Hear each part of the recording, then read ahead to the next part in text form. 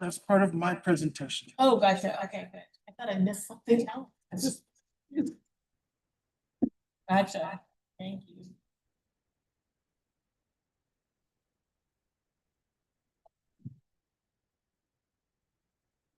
Can we do a test real quick on those mics again? I had some feedback. Dr. Layton? Yeah. Test, test. Test, test. Test, test.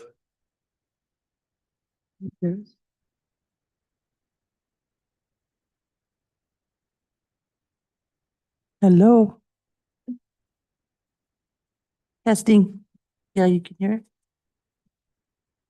Oh yeah, now you can. On mine. I didn't hear anybody else. me to do it? Yeah, just if everybody, if you don't mind, before I go live. 1, 2, 1, 2. Okay. 2, 2, 3, 2, 3. Test, test. There we go. Vice President Spray, you want to check your mic? Hello, got it. Thank you.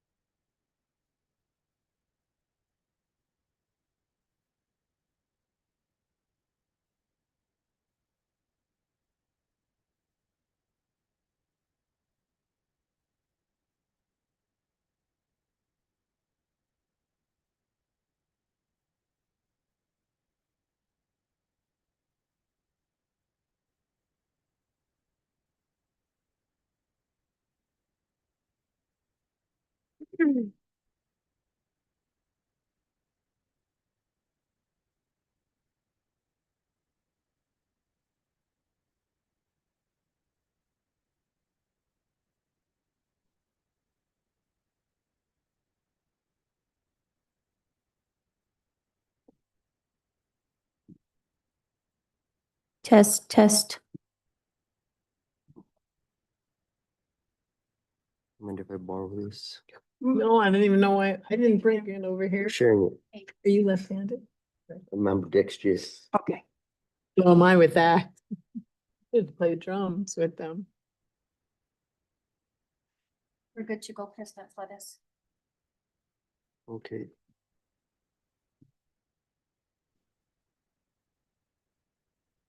Good evening, everyone. Thank you for joining us tonight for a regularly scheduled Taos Municipal Schools Board of Education meeting. Today is Wednesday, August 6th, 2025.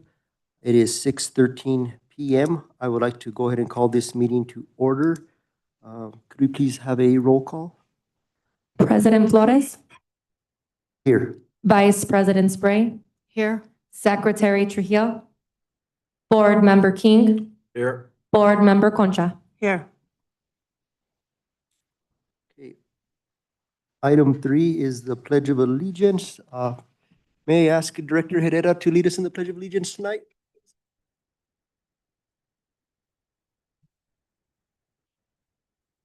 Pledge allegiance To the flag of the United States of America and to the republic for which it stands, one nation, under God, indivisible, liberty and justice. Thank you for that.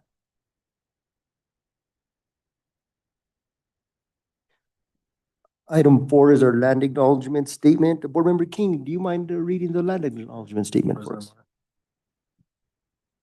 It is respectful to recognize the unique and enduring relationships that exist between the indigenous people and their traditional territories. We acknowledge that we are on the historical homeland of the Red Willow people within the original territory of Taos Pueblo. This acknowledgement will oblige as a reminder of our ongoing efforts to respectfully recognize, honor, reconcile, and partner with the Red Willow people whose land and water we benefit from this great valley today. Thank you, Board Member King. Item 5 is approval of the meeting agenda. I do have a recommendation for one amendment to 13.1 for a future meeting. Are there any other recommendations to amend the agenda? Yes, President Mark. Yes, Board Member King. On the minutes, if we could, there was just one revision for April 16th, but full May 8th minutes, I'll forward the revision for my item 9.1 to Madam Clerk, and then for the following meeting. Okay, so what we'll do is I'll make a motion to approve the agenda with the following revisions. To table item 13.1 for a future meeting. And I would also like to pull the meeting minutes for May 8th, 2025 from the consent agenda for discussion. And at that point, Board Member King, we could move that forward. Great. Appreciate it, President Mark. Do I have a second? Second, sorry. Call for the roll, please. Board Member Concha, Yes. Board Member King, Yes. Secretary Trujillo, Vice President Spray, Yes. President Flores. Yes. Item 6 is public comment. Do we have any members in the audience or online that wish to speak during public comment? If you are online and wish to speak, please raise your hand. I don't see anybody here present that wishes to speak. Anybody online? No, nobody? Okay, so we'll forego with the public comment and we'll move on to item 7, which is presentations. We got 3 items under presentations for tonight's meeting, and we'll start with item 7.1, which is Taos Municipal School District Summer Food Presentation by Ms. Christina Duran, our Student Nutrition Program Supervisor. Good evening, Ms. Duran. Good evening, sorry. I hope everyone's doing well. I'm here to present on the 24-25 summer food program that we just completed this year, or this summer. This summer, Taos Municipal School District partnered closely with ECECD, which is the Early Childhood Education Care Department, to provide grab-and-go meals to service our community for the summer program. We fed children across the community between the ages of 1 and 18 years old. We distributed meals through a drive-through system that we set up here at the Enos Garcia library area through there. I do want to say that it was for the month of June and July, and it was very, very successful. During the month of June, we served for breakfast 2,415 meals, and lunches were 2,746 meals. That was for 16 days that we were open.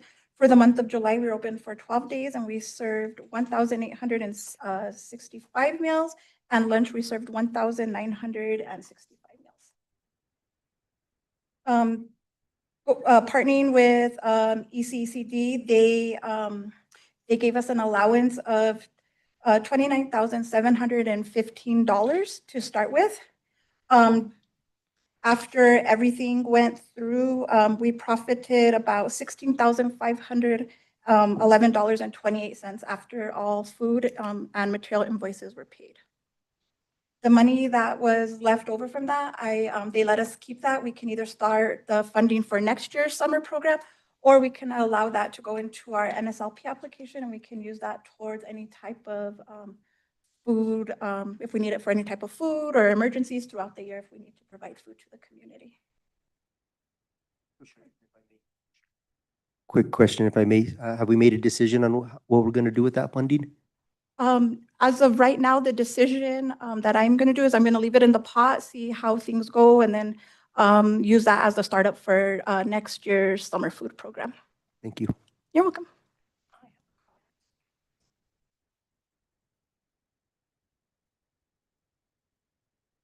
This is kind of being that the program has a deficit, can that be used to just be in the fund balance and just take care of that shortage that has been in that department? I'll actually answer that for you. Superintendent Layton, President Flores, members of the board. So in answer to that question, Mr. Trujillo, this money is not available to pay for people. And unfortunately, the deficit that we did discover was actually through people. So human resources. So in other words, we wouldn't be able to use that fund towards that. But yes, it does help with other parts of the deficit, such as materials. Have we, I'm sorry, President Mark, since the subject came up, since Secretary Trujillo brought it up, are we still in the same situation with that deficit in your department? Thank you. So again, the deficit that we discovered actually lied with us in the people we're paying and the amount of folks that we have in the budget. And that's why operations was ending up having to cover that. So the deficit actually lies over time with people, not, again, it's not food, it's not the commodities, it's not ordering. We have more people than we can afford. And so we have in place right now a process that we're looking into to see how we can combat that over the next 2 years through attrition or through something of that matter to try and keep our staffing lower than what it was.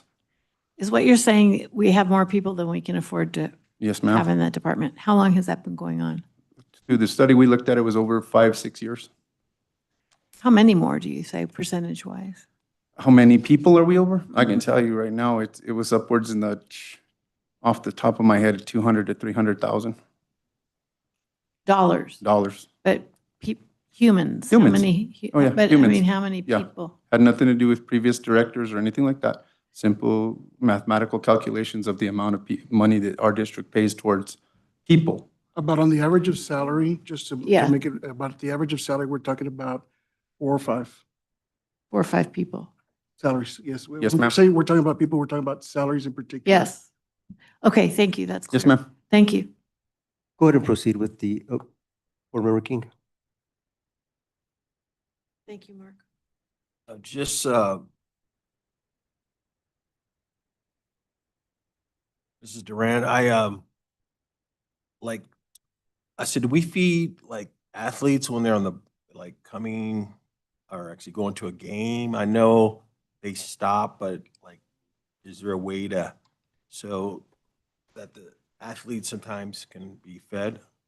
If I may, Board Member King. Director Herrera, I'll go ahead and answer this question. So part of the review of the budget that we looked at, there were some expenditures that we are able to now move over, and there is actually a plan that I've worked with the athletic director and to make sure that our kids are fed at every single away game. So we're going to be using that. The plan is still in works, but we want to ensure, and I think it's been many years, that not just athletes, but students who are off to competitions for the schools, that if they are away, they're going to get a meal paid by the district. President Mark, Well, go ahead. let's let Mr. Anna, I apologize for interjecting with my question. Let's go and let you proceed with your presentation and then we'll follow up with questions. So during the summer food service program, our program went under a full kitchen inspection and audit review. I am proud to report that we passed both successfully after returning to ECD participation after a 5-year hiatus. I felt that we had never left the program. It came back to me naturally because I had done summer food prior the first year I started as a financial specialist. with the student nutrition program. I just want to state that this success is a testament to the hard work and dedication of my kitchen staff. And I am incredibly proud of the amazing job our team accomplished this summer. Looking ahead for the program, for next year, I'm currently exploring ways to expand our impact to the community and, getting the word out on how successful we were this summer. I hope to provide more meals to local summer camps and increase participation by recruiting additional nutrition staff and district employees. Our ultimate goal remains clear: to better serve our community and fight food insecurities during the summer months. Thank you. Thank you. Does the board have any questions or comments regarding the summer food program? I do. President Mark, Ms. Ms. Christina, can you give us a sample of the type of food that was given to the children? Sure.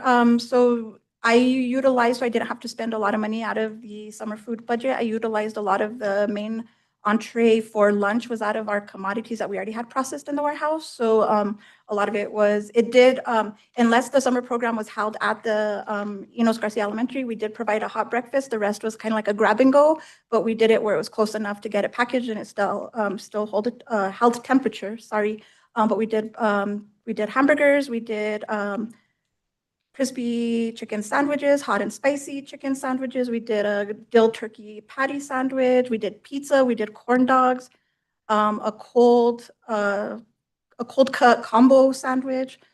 Breakfast was like grab and go, Pop-Tarts, cereal, apple Fruitles, and all those meals did come with a fruit and vegetable and milk. And the children ate them well. They did. They did, because I think that's a big part of knowing if it's successful, is to stand and see if the children are eating the food that we serve. And I do have to say that it was very successful and they loved the food because I was the one that was distributing the food. And either it was through the drive-through or inside for the programs that were in there. And some kids were wanting seconds and thirds, So it's really, summer food program is very important to the community. It is. Thank you so much. Yes, thank you. I appreciate it, Mrs. Duran. I think we should follow up with the Taos News because, once again, the word was getting out before the summer school even started that the district wasn't providing, and they were. I think that was great press with the success story at the end of the year. And let's follow up because we can't assume people know this and hear it. I believe this is a star. Good job, Mrs. Duran, and let's follow up. Let the community know that it was successful, and I think this is a great template. So let's try to make that happen. Board Member Concha? Thank you, President Flores. Mr. Rand, I wasn't sure if who was all aware, but Senator Ben Ray Lujan did a town hall last night, and there was discussion about future deficit cuts and budget cuts in 2026. What do you anticipate? Are you looking? You guys have a plan in place or anything? Are you anticipating any huge deficits for 2026? I'm currently not. After speaking with a few of my colleagues in other school districts that are either the size of Taos Municipal School Districts or a little smaller, they have all reassured that we will be okay so far. But I do plan to meet with Mr. Herrera and so that we can come up with a plan. Thank you. Thank you. Well, I'm very happy to hear that we had a successful summer food program. I think it's, very important for our community. Thank you for being boots on the ground and distributing those meals. Hearing that we served over 7,000 meals over the course of 2 months, I think is very impactful. As we're all aware, there is a food scarcity and, the cost of food is quite high and we have a lot of hungry families and kids. And I'm really happy to hear that Taos Municipal Schools did provide that service and that you guys worked very hard to make that happen. So thank you so much for all your work. Thank you. I appreciate it. And thank you, Mr. Herrera, for overseeing that.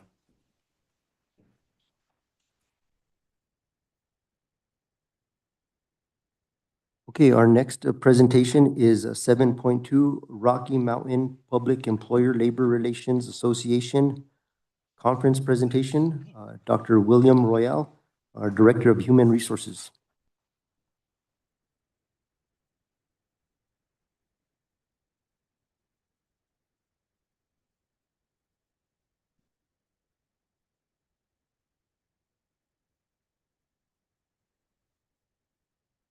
Good evening. I was fortunate enough to be able to attend the conference, the Rocky Mountain Public Employee Labor Relations Association in Albuquerque. It was not exclusively for schools, but public employees. So some of the things they covered were geared toward all public employees. And so I pulled this together. I'd like to focus on a couple of the topics. They covered workplace communications, workforce and labor compliance, workforce wages and hours, contracts, Fair Labor Standards Act. But workplace communications and the Fair Labor Standards Act were very intense, very informative. So I'll start with communications. Miscommunication costs a lot of money. It creates mistrust and increases turnover. One of the objectives that a superintendent and I have worked on and discussed is retention. Get them in the door, but keep them. And so if we communicate openly and honestly, it builds that trust. And they feel happier, so they're more productive. Some of the points that they discussed were perspectives, and I'd like to recall to the board's attention, we have 4 generations of employees. Starting with boomers, I'm giving away my age here, that are about overall, not in this district, but overall workforce is about 18.6%. Gen X, which is the next one, 34.8. Millennials, 38.6, and Gen Z, which are the ones entering the workforce now, at 6.1. So the values, the perspectives of the different generations, we have to learn to work with and teach them to work with each other. Okay? So one of the things they discussed was our personality styles. Do we have any biases? What's our perspective on that? What are our assumptions about the other generations? What are the roles of our stakeholders? And I've listed a few of our stakeholders there. We're discussing with students or parents or staff, teachers, leaders, the board, the community, and there are other stakeholders that we may not realize. Community is very multifaceted topic, whether it's a business owner or just a retiree. And some of this will come to, as has already been evidenced by the board's process in setting up the bond committee. It's inclusive, so that's good. I would encourage the board to also look at, are we having students engaged in that discussion? Because ultimately, they could become your taxpayers. Okay? So I'm a strong advocate of giving the students a voice. What is their perspective? That same group. What are their values? How do they see things work? Some of you may be young enough to remember when these programmable VCRs came out, the kids could do it and we had to figure it out. Now they do everything on their phones. So part of this is looking at the different generations and even their technological literacy, how they work, how they think. And so that would affect how we communicate. So how do we communicate with each other? Do we pause, give our brain neurologically time to reset? Do we respond or do we react? When you're given a prescription, if you have a reaction, that's not necessarily a good thing. But if you respond to medication, that's a good thing. So they encouraged us to wait that 15 seconds, particularly if somebody's coming at you hard, slow down, let your brain reset so that you're not in that fight or flight mode, which the board, I'm sure you've had some people address the board in pretty strong terms. So again, I think our board does that very well. And then also, what's your style of communication? Is it text? Is it phone call? Is it in writing? There's times to do many different ways of communication, even nonverbal. My mother could stare you down in church without saying a word. Okay. So then I'd like to move into the Fair Labor Standards Act, and this goes to everything from our CBA to our employment contracts. And we need to realize that employees cannot negotiate below the minimum wage or the minimum benefits. So we have to be careful to watch out for those creative solutions that people present to make sure we're not caught out by the law. Because if you sign a contract and it doesn't meet the minimums, you got to pay. And you have to pay twice the rate, plus their attorney's fees. And there are people that sniff, we were told there are attorneys in this state that sniff around workplaces looking for that. Okay, so again, I know we have a CBA that was signed on June 30th. I've already started going through in that, writing my questions out for next year. Okay. So employers are also responsible for all work performed, even if the employer should know about the work, approved or unapproved overtime. They focus primarily on non-exempt employees that have devices. If they are accessing emails from home and it goes over a reasonable time, we got to pay. So they were advocating for no devices for hourly employees.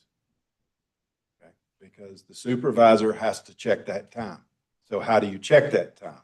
And this is one of the support mechanisms for the time clocks. When you come in, when you come out, if you have dual roles or multiple roles, you have to clock in and out between those roles. So as an example, as a teacher, I also coached at times. So I'd have to clock out as a teacher, clock in as a coach, then clock out as a coach, so that the time goes to the right accounting purposes. I appreciate our board keeping a very close eye on those budget numbers, because this will also, and I've discussed this not at length with the superintendent, but how many hours are people putting in? And if we agree to a certain number of sick days per work time, we got to make sure they also have the opportunity to do that. We're not wearing our people out. There's times when I'm sure you've worked long hours, and it sure be nice to be acknowledged. But that's also our way of acknowledging those people that are putting in the time, even our exempt people, so salaried people who are really putting in those long hours, So one of the last things I'd like to cover about the presentation was overtime for training. Do we have to pay it? They have to meet all 4 of these conditions. It has to be outside of their normal work hours. The attendance has to be voluntary. It is directly related to the employee's job, and the employee doesn't do productive work during the training. They're not on their device over here answering emails. They're focused on the training, which is what we're paying them to go do. So if your hourly employees are doing that training, now there's a couple of exceptions, such as fire and police when they're in the academy. Those are different, okay, because they're not fully qualified in that field yet. So they're not like a commissioned police officer. They're training to become that.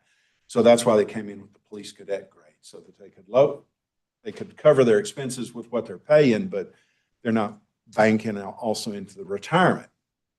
And so those were some of the hot spots that caused a lot of discussion. Like I said, I inherited the current CBA, but I'm going through it and making notes so that when it comes up in 2 years for renewal, we're in a stronger position. And I mean stronger, not because we're going to stick it to the employees, but because we know the law. So if we're offered a negotiation, we're not going to violate the law. Does that make sense? So in the long run, because we're not going to violate the law, we're not going to have to pay penalties, because we don't budget for those, do we? And that getting caught by one of those is not pleasant at all. The last thing I'd like to do is, as of yesterday afternoon, I've also listed the vacancy report. As of this afternoon, it's not accurate. It's lower. We've done some hiring in the last 24 hours. So my objective since I arrived is to really get employees, get teachers ready for the students. We had onboarding this morning. Fortunately, President Flores was able to come in and welcome the 50 people. And now the 50 people, anybody that joined the district after last year's onboarding was invited to come in, go through the orientation. So it's not 50 new employees. It was 50 people who've joined us since this time last year, because we had some people starting in October, some starting in January, but we wanted to have them come in and get the orientation, which is critical to building that welcoming communication, building that trust that we want them to know, make sure they're understanding. Went through some of the personnel policies. We went through some of the procedures. The cabinet members came in, we introduced their departments and what they did, so they know who to call, we gave them a phone list, how to call. so that they felt comfortable. And we had a lot of good comments at the end. So I did take the opportunity to praise the board because I think we're special. We have a special board. I've worked with other boards that weren't. So thank you for what you do for our students. Any questions? Thank you, Dr. Royal. Questions from the board? Board Member King. Yeah, this is very encouraging, that you had an orientation, because I know someone who did not get the welcome, and, I know you weren't here. So this is very encouraging. Is there numbers? Are you able to give us those? I don't have the present. I did this last night because we had onboarding this morning. Okay. I haven't had a chance to go back. All I know is Dr. Layton and I've nailed him down so we could make offers yesterday. If you could follow up, it'd be great, Dr. Royal, with this for us, you could just send it to us in an email, it'd be great, just to give us the latest, because we really are, we want to know. Yeah, I think that organizational chart's coming, but we appreciate it. Yes, sir. Thank you. Yeah, with the comment and question from Board Member King, if you could forward that information to Superintendent Layton. I'll get with the superintendent. He communicates through Thank you, sir. Yes, sir. Yes, ma'am. Were they notified of the trainings that were going to be available to them? And there's trainings that are mandatory that. Those are going to be covered with the principal. They'll need to do will be covered with the principals at sites tomorrow. On Friday, we actually have sessions where they can complete a lot of that mandatory training, like the vectors training. Does that answer your question? There's training, employee trainings that I think that POM was going to do some evaluations and to see how, where there's a need for training, but also sexual harassment type of issue. Some of that's covered in the vectors training. It They're is. online modules that they have to do. That they have to do. Yes, ma'am. So it's online. Most of it is online now. Yes, ma'am. They're modules, and Superintendent Layton has actually cut out half a day for them on Friday to do that. I'm sitting with Associate Superintendent Mondragon tomorrow to finalize that list, and it records their successes, and it comes out in a spreadsheet so we know who's missed which one, and we can follow up. I've already talked to Mr. Herrera. We're going to get those that do miss a module or something, we're going to give them until September 30th, and then I'm going to turn it in. What other trainings? There's everything from sexual harassment, bloodborne pathogens, bullying, harassment. I'm running through some of those. So there's a menu from which we can choose. And so we choose the most critical ones that we can knock off in early. And then some districts actually come back and retrain on those in the spring. As a reminder, because it's been 6 months. So some of them hit those critical ones, like bullying. Like I said, there's bloodborne pathogens, bodily fluids, things that teachers would actually run across. If a kid gets sick in your class, you got to deal with what came up. And so how do you deal with that? Secretary Trujillo, President Flores, Vice President Spray, members of the board, some of the trainings are statutorily required and some of them are optional, but we ensure that at the minimum, the statutory requirements are made to make sure that we follow all state and federal compliance laws. Now, we do add a few, but we ensure that the required by state and federal laws are done at the beginning. One of the things I saw different this year was each employee received a binder. I believe as soon as they walked in, they signed up, got a binder specifically so they can address or know where to contact or get any more information. So that was nice to see you this year. Good. Thank you so much. Yes, ma'am. Any further questions? I have a comment. Thank you, Mark. Actually, it's not, maybe it's for both of you, you and you, Dr. Layton, and yourself. When it comes to trainings that are not state mandated or federally mandated that we have a choice about, I would love for you to, or I would ask you to kind of touch base with the board on the ones that are chosen, because we bring up a lot of things over the years. There are things that we've heard and things that people are concerned about in the community. Bullying is just an obvious one, but I think it would be nice to have just some conversation about that, not just to help each other pick the ones that are the most predominant in the community from the community standpoint, what we think is.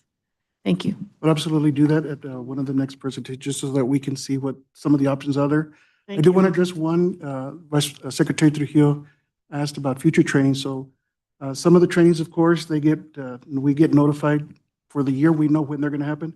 But some trainings become available to us on a monthly basis. So those are one of the things that we evaluate, just make sure if it's a training that we do feel our employees need to go, we do send them. But we get those on a regular monthly basis. And so for those that we know ahead of time, absolutely. For those that, until we receive the date, time, and location, once we receive it, we do share it with the employees as soon as we get that information. I had one other question for him. Thank you, President Mark.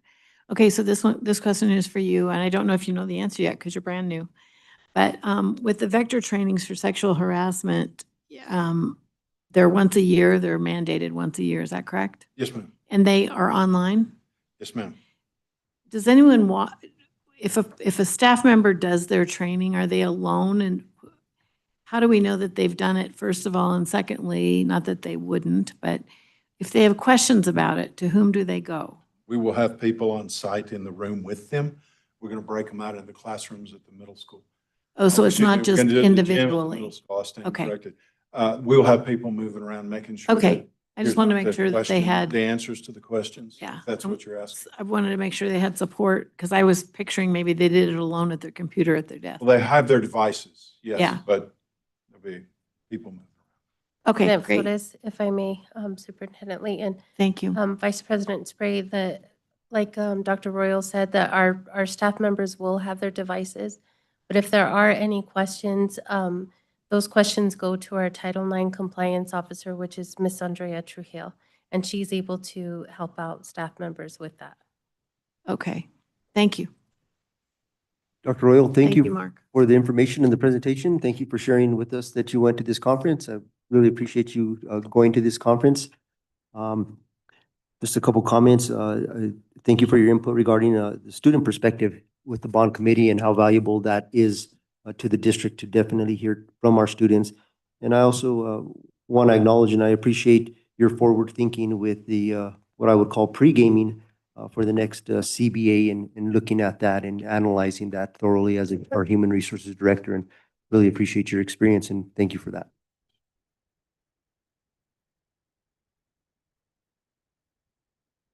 Okay, our last presentation of the night is presentation 7.3, cybersecurity presentation to be presented by Sharp and our Director of IT and Communications, Mrs. Maria Gentet. President Flores, Vice President Spray, members of the board, before they begin the presentation, the board had requested to see if this could be an executive session. So after checking with legal attorneys, there is no mechanism in OMA specifically to go into executive. So this is why we're having the presentation in open session as a presentation with the guidelines that, of course, we won't reveal any of our deeper components of the cybersecurity component, but I just wanted to make sure and let the board know that that's the reason why it's not an executive and it is a presentation instead. And I would also encourage the board, if you have any real specific questions that may divulge sensitive information, that they be posed to the superintendent or our Director of Communications and IT offline, just so that we are not divulging sensitive information. At this time, President Flores, members of the board, Dr. Layton, I'd like to welcome our tech team, Sharp Business Systems. They provide technology services to our district. Good evening. Thank you, Dr. Layton, President Flores, member of the board. My name is Richard Martinez. I'm the major account manager for Sharp, along with my partner, Jimmy Armijo, and our IT engineer, Chris Tower. We're here to do a brief presentation for you on cybersecurity and just some follow-up on our IT services. But before we get started, I want to just express my gratitude and thank you guys for the partnership we've had with Taos Municipal Schools. We're on year number 5 with our IT services provided to the schools. And, you know, we really value the partnership we've had with Taos, and especially with Maria Gentet. I have to give her kudos. She always reminds us of what's important, and it's the Taos students here and the education they get. That's why we do what we do. Before we get started, I want to give a quick plug. Last time I was here in June, we did a presentation on our media board, on our scoreboard. Well, great news, we have it installed. It's up on the gym. I encourage you guys to go by there, have Maria kick on a video or something and show you what it looks like. It's awesome. Really excited about the great things that we're going to do with our technology and keeping Taos Municipal Schools as one of the leaders in technology in our public schools here, because you guys are on top of it, definitely, and we really appreciate that. So I'm going to turn it over to Jimmy to start our presentation, and again, thank you for everything. Hello. Nice to see you guys again. Dr. Layton, great to see you. Mr. Flores, thank you guys for giving us the time to come up here today. Before I get started, one of the things I wanted to mention is when I was young, that was a long, long time ago, trust me. One of the bright things of the summertime was for me to go and have those meals with a bunch of friends and hang out and everything else. So I really applaud you guys for what you're doing. I grew up in a small town boy. You know, parents weren't were pretty poor. You know, we were struggling throughout life. And so those, what you do on the other side of that and helping those kids is amazing. Thank you for what you do. I have to get that off my chest, I'm sorry. We're here to talk about a couple of different things. And one mostly is just about cybersecurity and give you kind of a brief overview and talk about some of the things we do for the districts, where we have currently and what we're looking for into the future. Okay. My partner here, Richard, kind of gave the introduction, but Chris is one of the persons that's behind the curtain there. And so we brought him out to kind of give you guys a thought, you know, and support, shows you what we do for you guys. Just a quick agenda of what we're going through, just a quick introduction, which Richard did. Talk about business continuity, a cybersecurity overview. I think that a lot of times when we talk cybersecurity, it could be drinking from the fire hose. And we really don't want to drink from the fire hose at this point. We want to kind of get it into a term which you can understand, and that's what we're going to go through. We're going to talk about some of the backup and recovery methods that we have, leveraging AI, and that'll be fun conversation when we get there, and then any questions and answers you have for that time.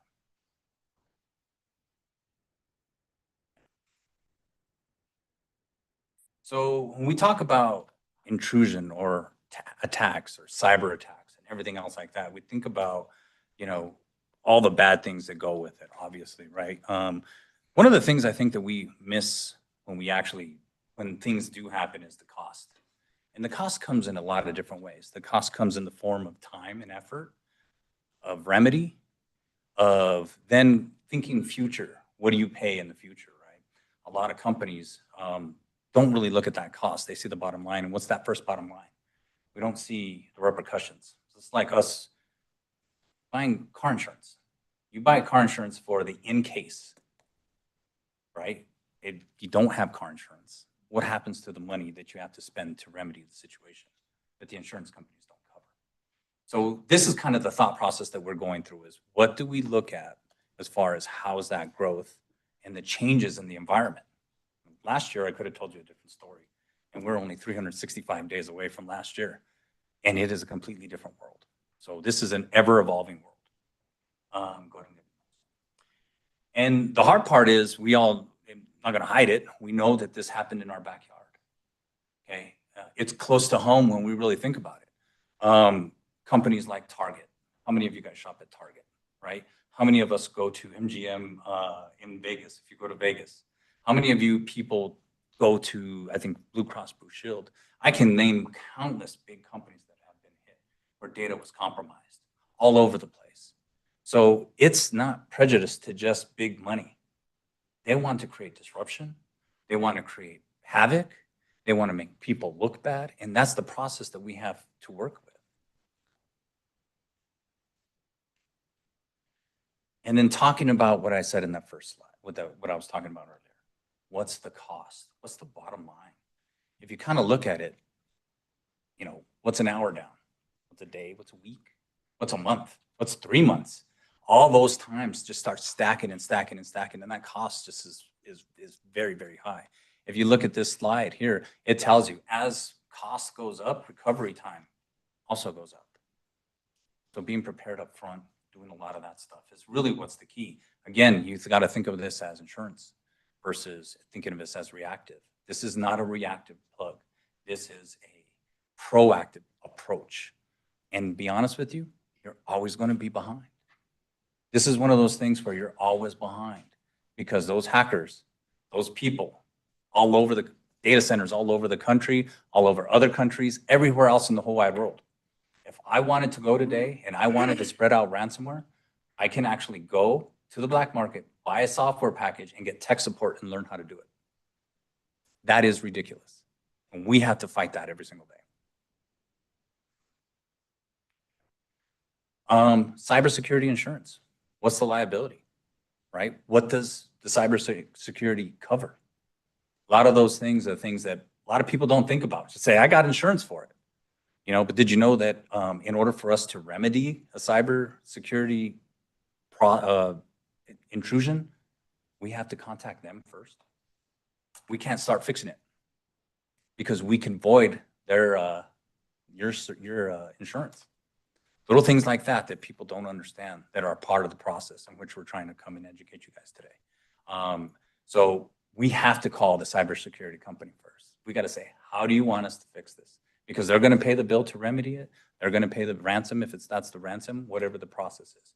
Then we have to look at every year, what are the change? What are the gaps from last year to this year? What did they change in that document?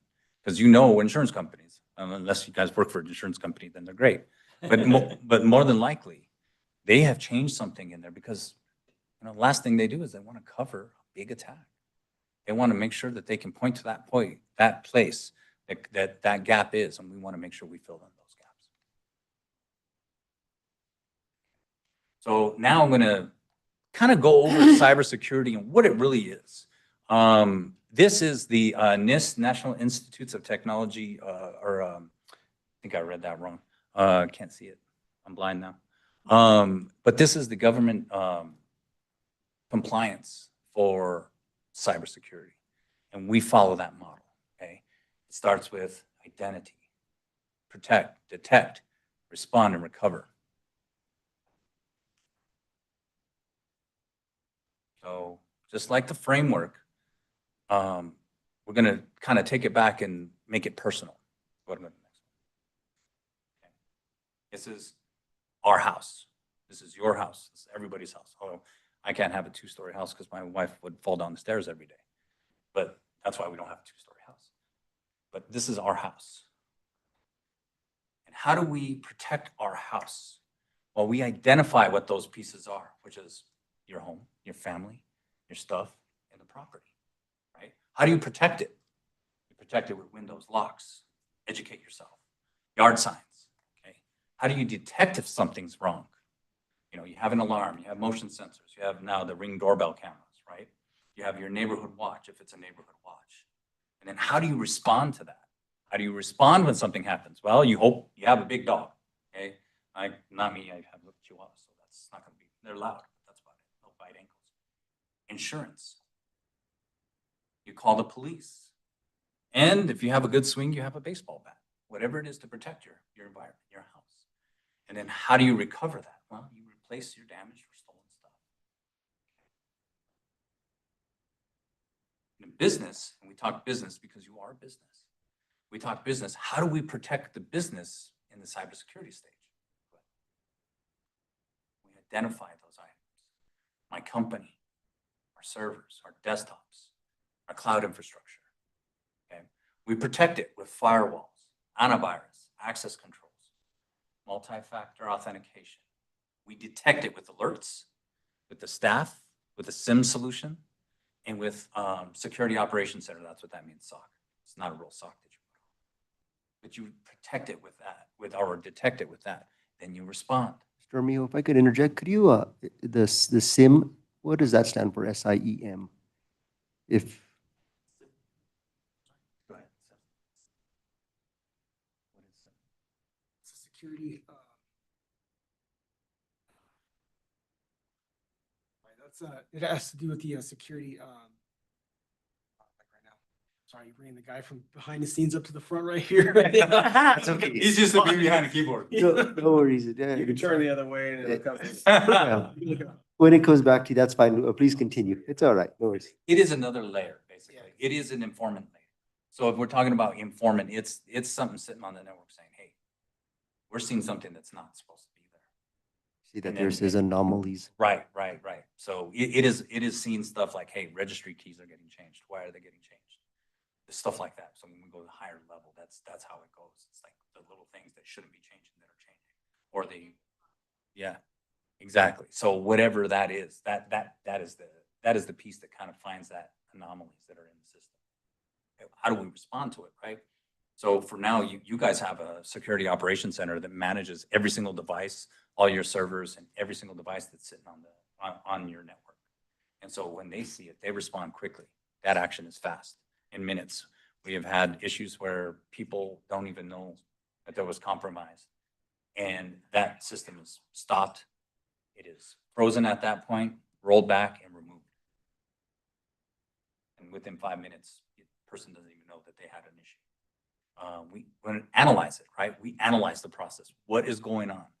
How did they get it? Where it is at? Let's get the information. Let's go back and digest that information. We mitigate the stop. So stopping the risk. Where was that risk? Where was that hole? It's just like a dam. A dam's going to break every once in a while or crack, and that leak is going to come through. You got to keep continuing to plug those holes. Okay. And then, and then we make the updates to it. We change it. How do we recover from that? We restore backups, make improvements, continue improvement. So it's always a process. This isn't something that we just say, hey, today I'm good. Tomorrow, I might not be. Because as we grow in fighting this, somebody is growing on the other side and trying to get back in. So understand, it is a continual process. Okay. And these are some of the tools that we're using today.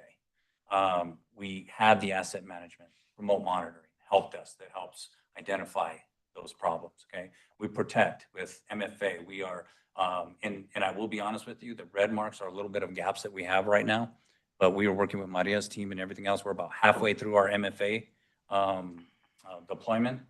We already have the remote monitoring management tool inside. Security awareness training is the new one. So you're talking about, excuse me, I forgot your name. Dr. Royal, his training that he was talking about, we're looking at doing trainings to where we are actually phishing our own people. And this is kind of cool. So we don't know. The hard part with cybersecurity is I can put an umbrella over anything. Whatever's underneath that umbrella is the problem. So the people are the problem. The biggest hole we have in cybersecurity is all of us in this room and everybody out there. And that's a hard thing to cover. So with cybersecurity training, with this type of training is you can actually phish your own people. If they click on the links, it takes them to a mandatory training. And they have to train and learn how to spot this stuff out.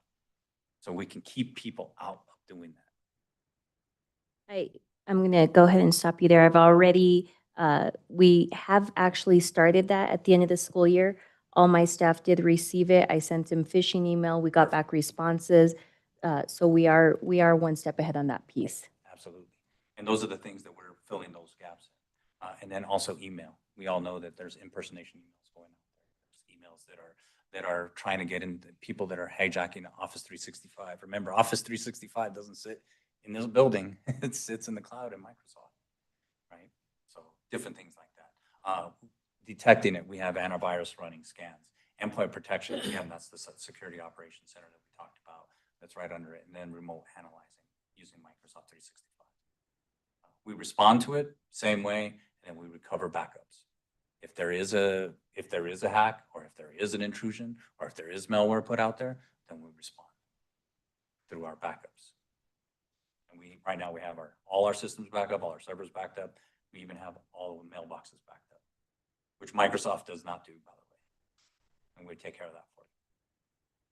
Wrapped around all of our services that we have, our on-site personnel, our engineering team, everything else. So it's wrapped around all that. It's a package basically wrapped around everything.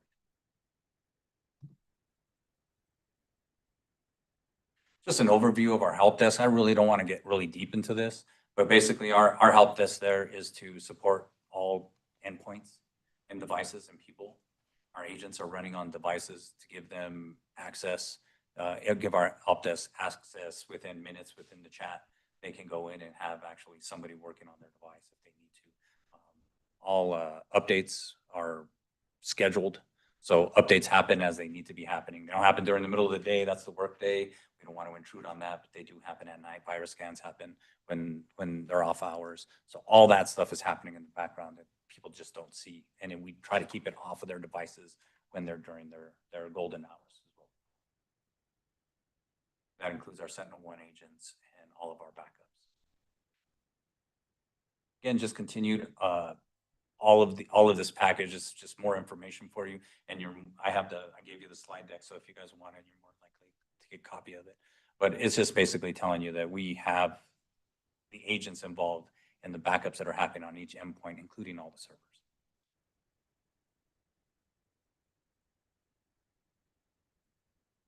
Our engineering team ensures that all these backups are happening. It ensures that the patches are going through. It ensures firmware updates. So, devices have firmware. Firmware is sitting inside of it. It's an operating system of the device. Make sure that those are updated and continually done. All patching, security scans, awareness training.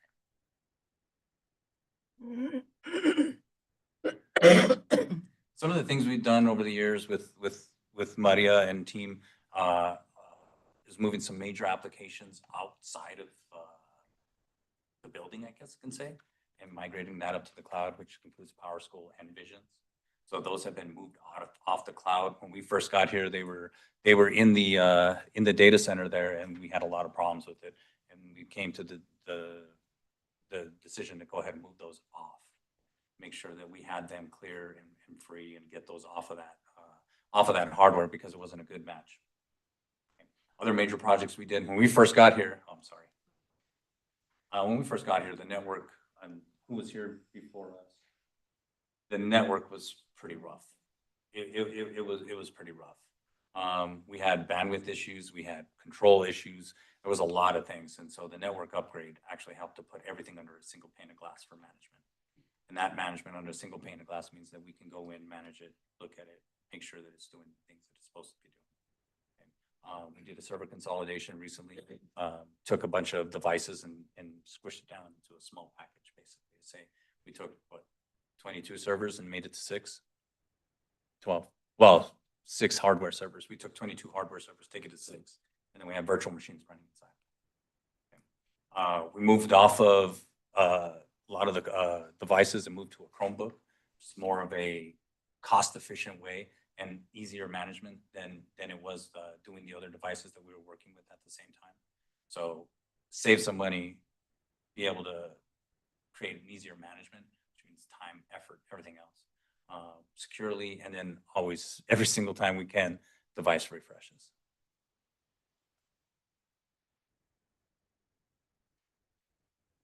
Here, I'm going to let my crazy guy here answer this for you guys. This is Chris's part, and hopefully he doesn't faint because he's not used to talking to people. But this is more talking about what happens when something bad goes on. Whether it be, keep in mind, we don't have the greatest power up here, right? Power is always an issue. Machines love power. When they don't have power, it becomes an issue. Power, so natural disasters. We're talking about if there is a cyber attack, how do we remedy from that? Any other kind of natural disasters that we have to face. There's always. I'll let Chris talk about it. We've got a little outline here on backup and disaster recovery.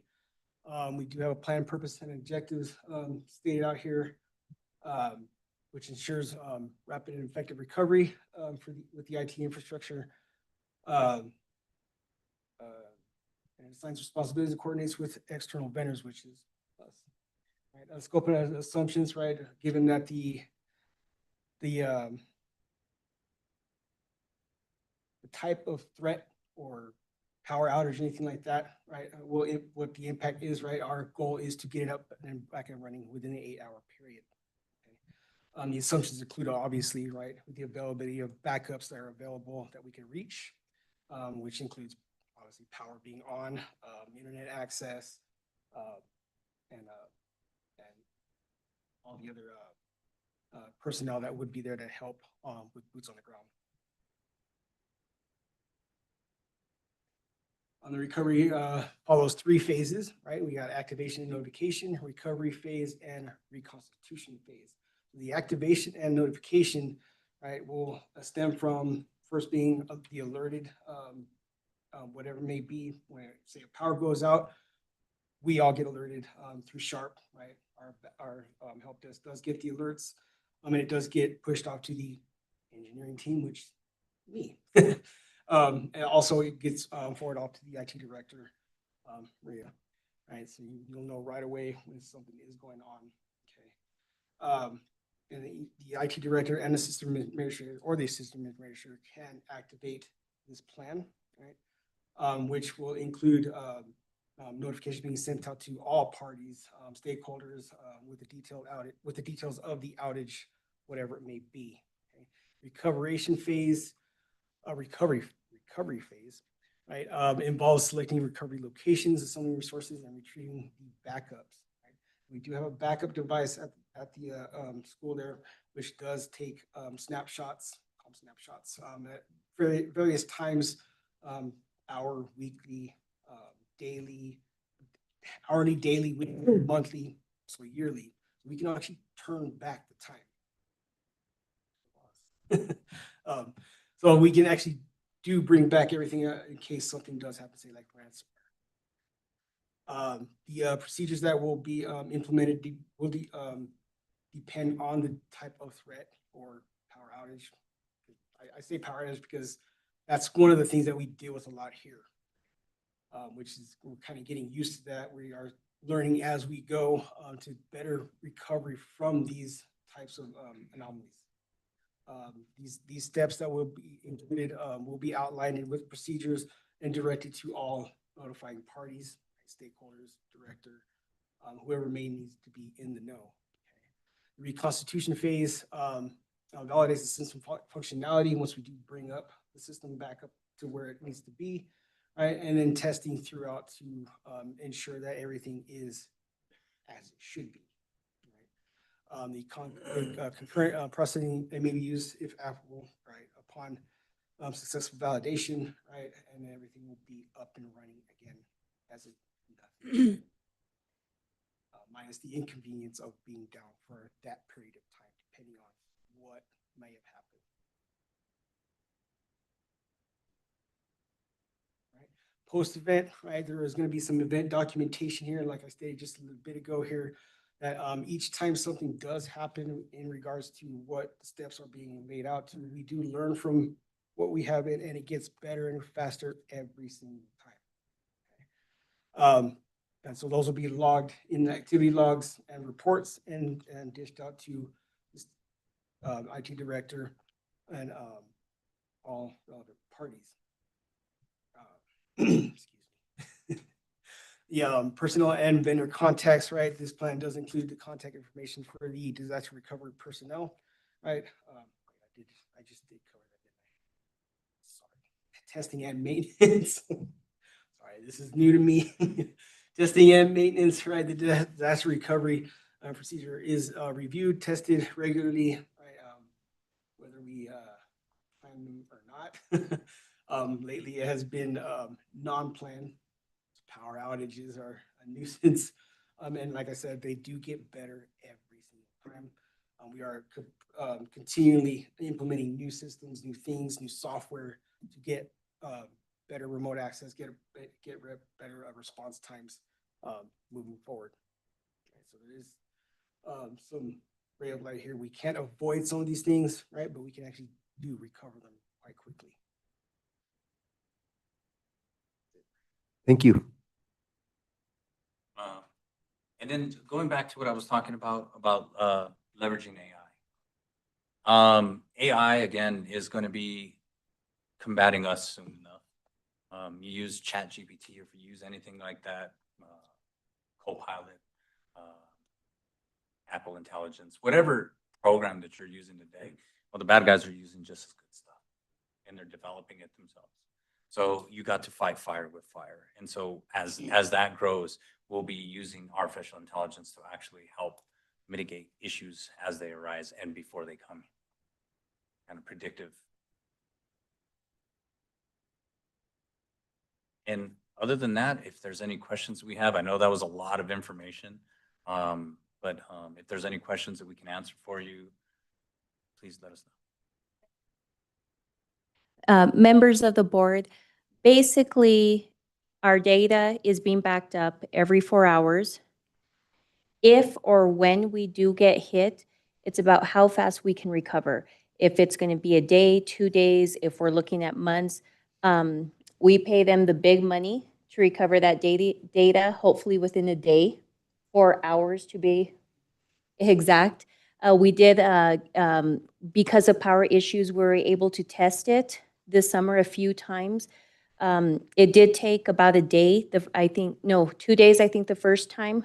You saw our printers go out the second day. We were able to test it again, and the response time, I think, was by end of day. So testing these things is highly important. Moving our main pieces, our Visions server is, we used to host it on-prem. Now it's in the cloud. Our PowerSchool our student information system, that is also now on the cloud. So taking our servers down from 22 to, 12, trying to consolidate, trying to be a cloud-based school is kind of what I'm looking at in future, but making sure that our systems are secure and that we are doing the proper testing to secure our systems. Thank you, Ms. Gentet. Appreciate all your work. We do have a question from Secretary Trujillo. Two things. Do you think that that maybe these hackers would take advantage of the power outages to be able to hack the system?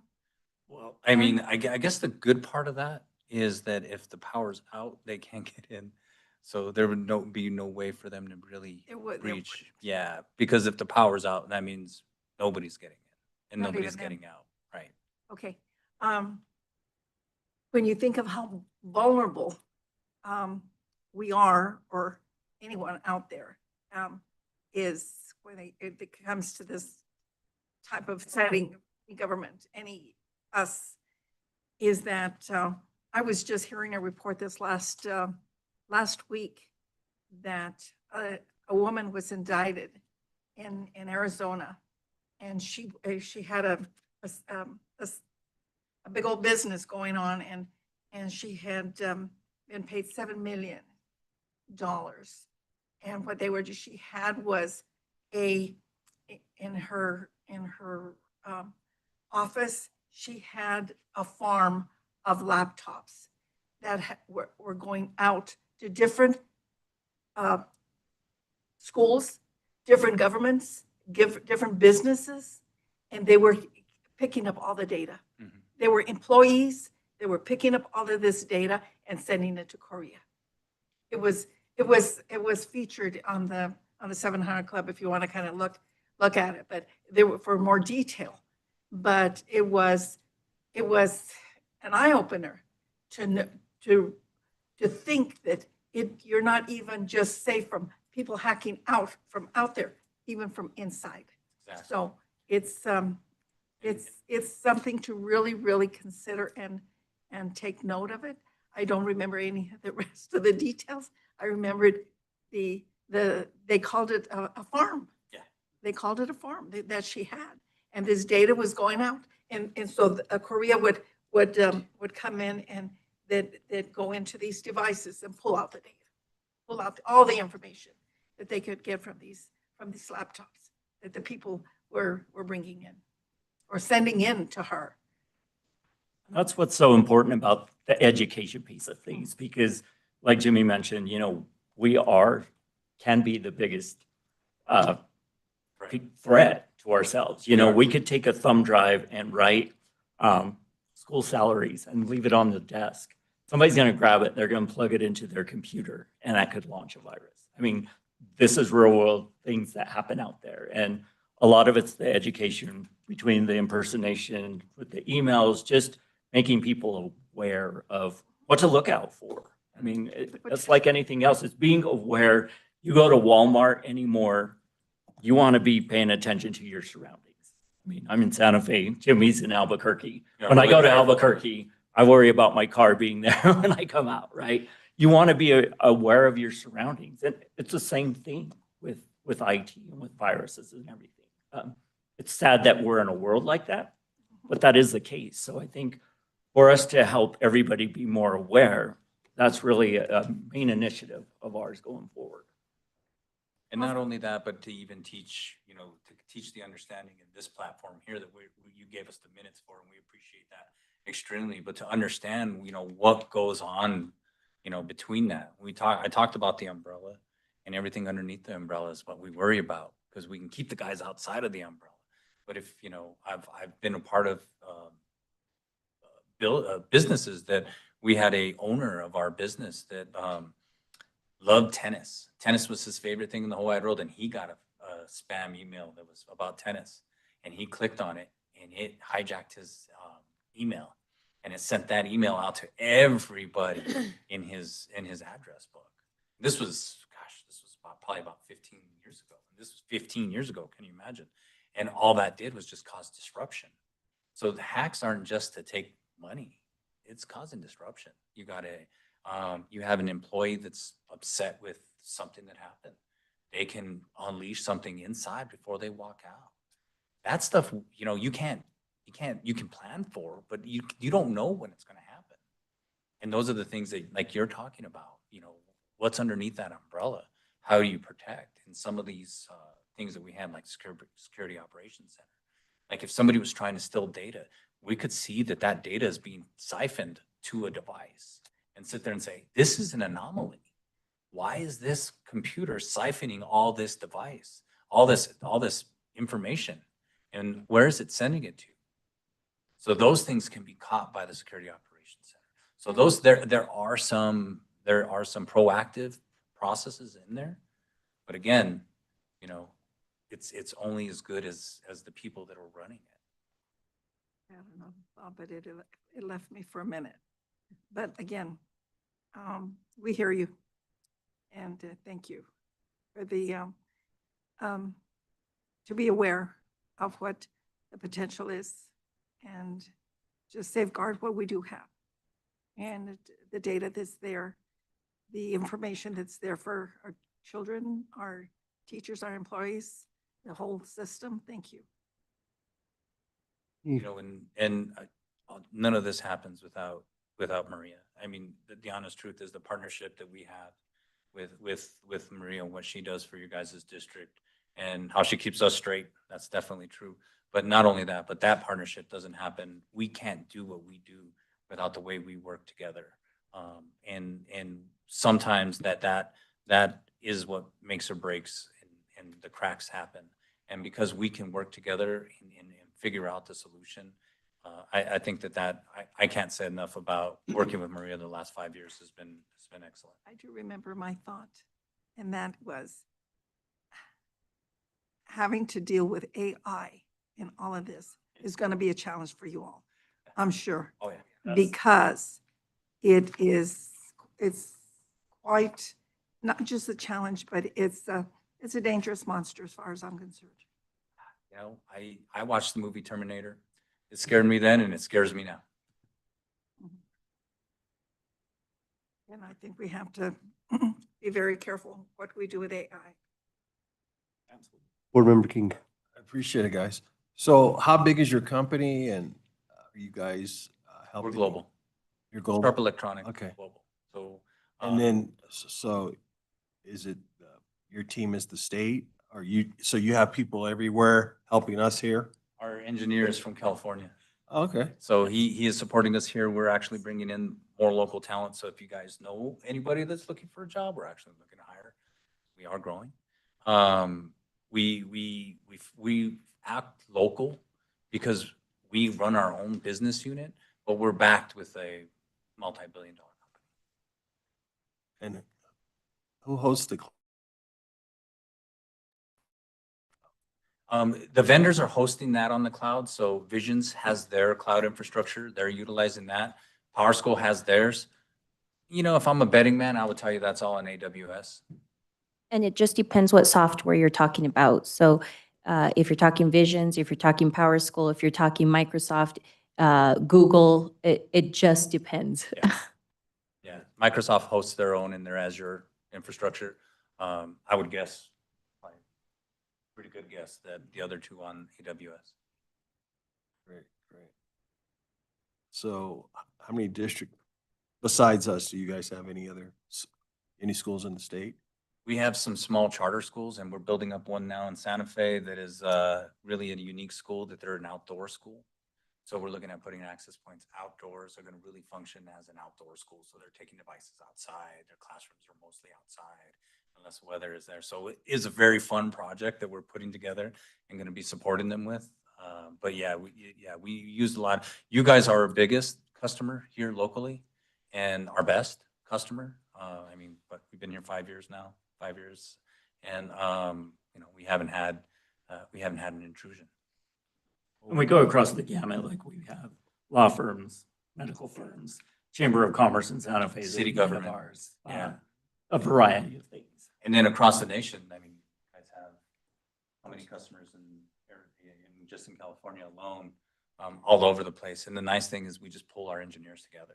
So all our resources are all pulled. So if I don't have somebody that is a subject matter expert on something I'm working on here, I just go somewhere else and I say, all right, who you got that's smart on this? And we got them. Sounds like really encouraging. I'm glad you did your homework. In regards of our fellow secretary, Susan, she was with the county. She retired with the county. It's very unfortunate that that happened. And I don't know, is it done, guys, or are they still dealing with it? They're pretty much at the tail end of it, I think. Still have a few things to, I understand.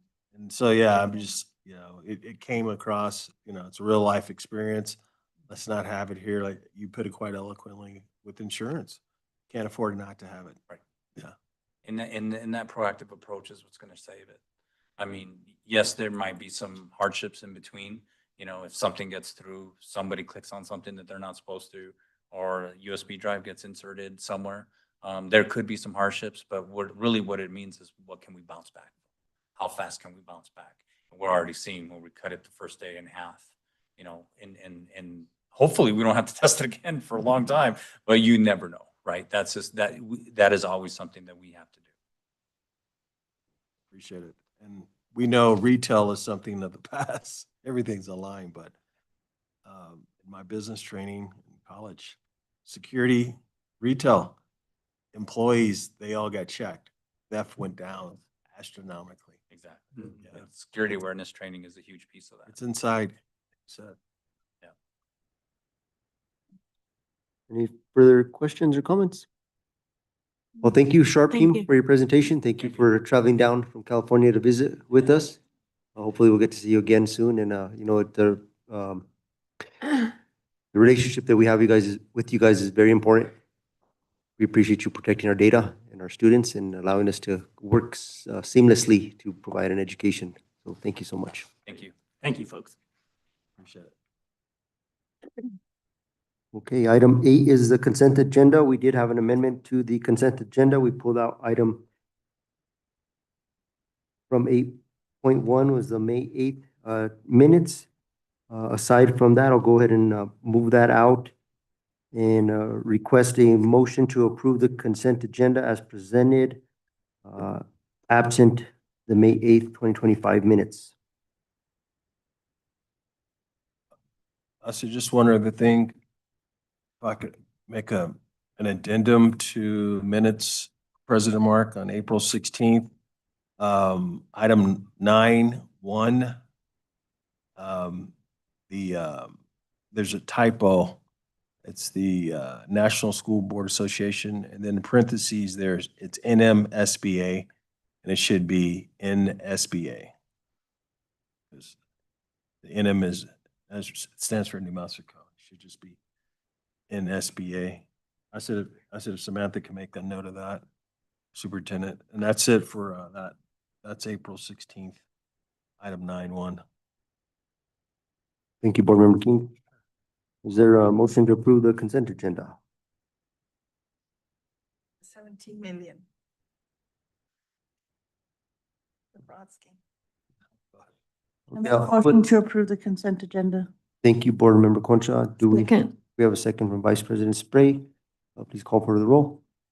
Board Member Concha, Yes. Board Member King, Yes. Secretary Trujillo, Yes. Vice President Spray, Yes. President Flores. Yes. So going back to May 8th, 2025 minutes, Board Member King, you had a concern or some comments? Yeah, I'll just give, I'll give Madam Clerk, I said the revision, and she can update the minutes, and she can have it in our packet for next board meeting, just to approve that minutes. It was just item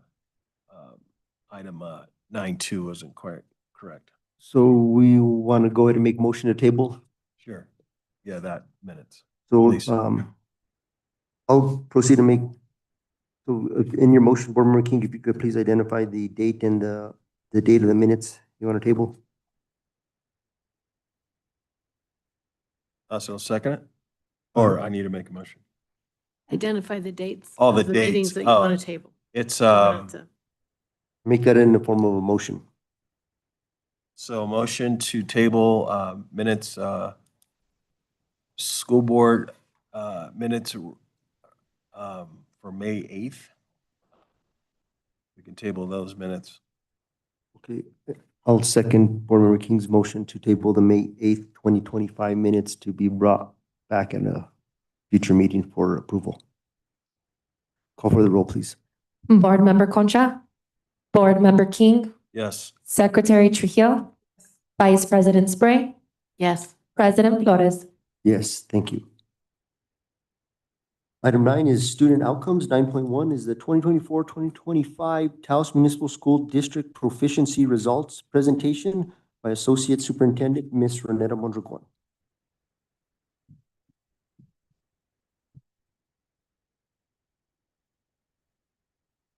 Sorry, Board Member Concha. Sorry, I was looking at 8.2 and 3.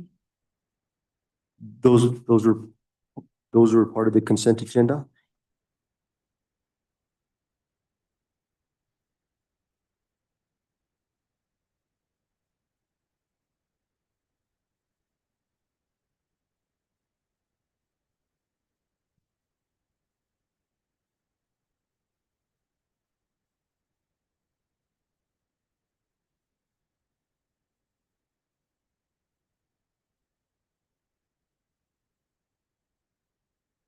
Just take a brief pause.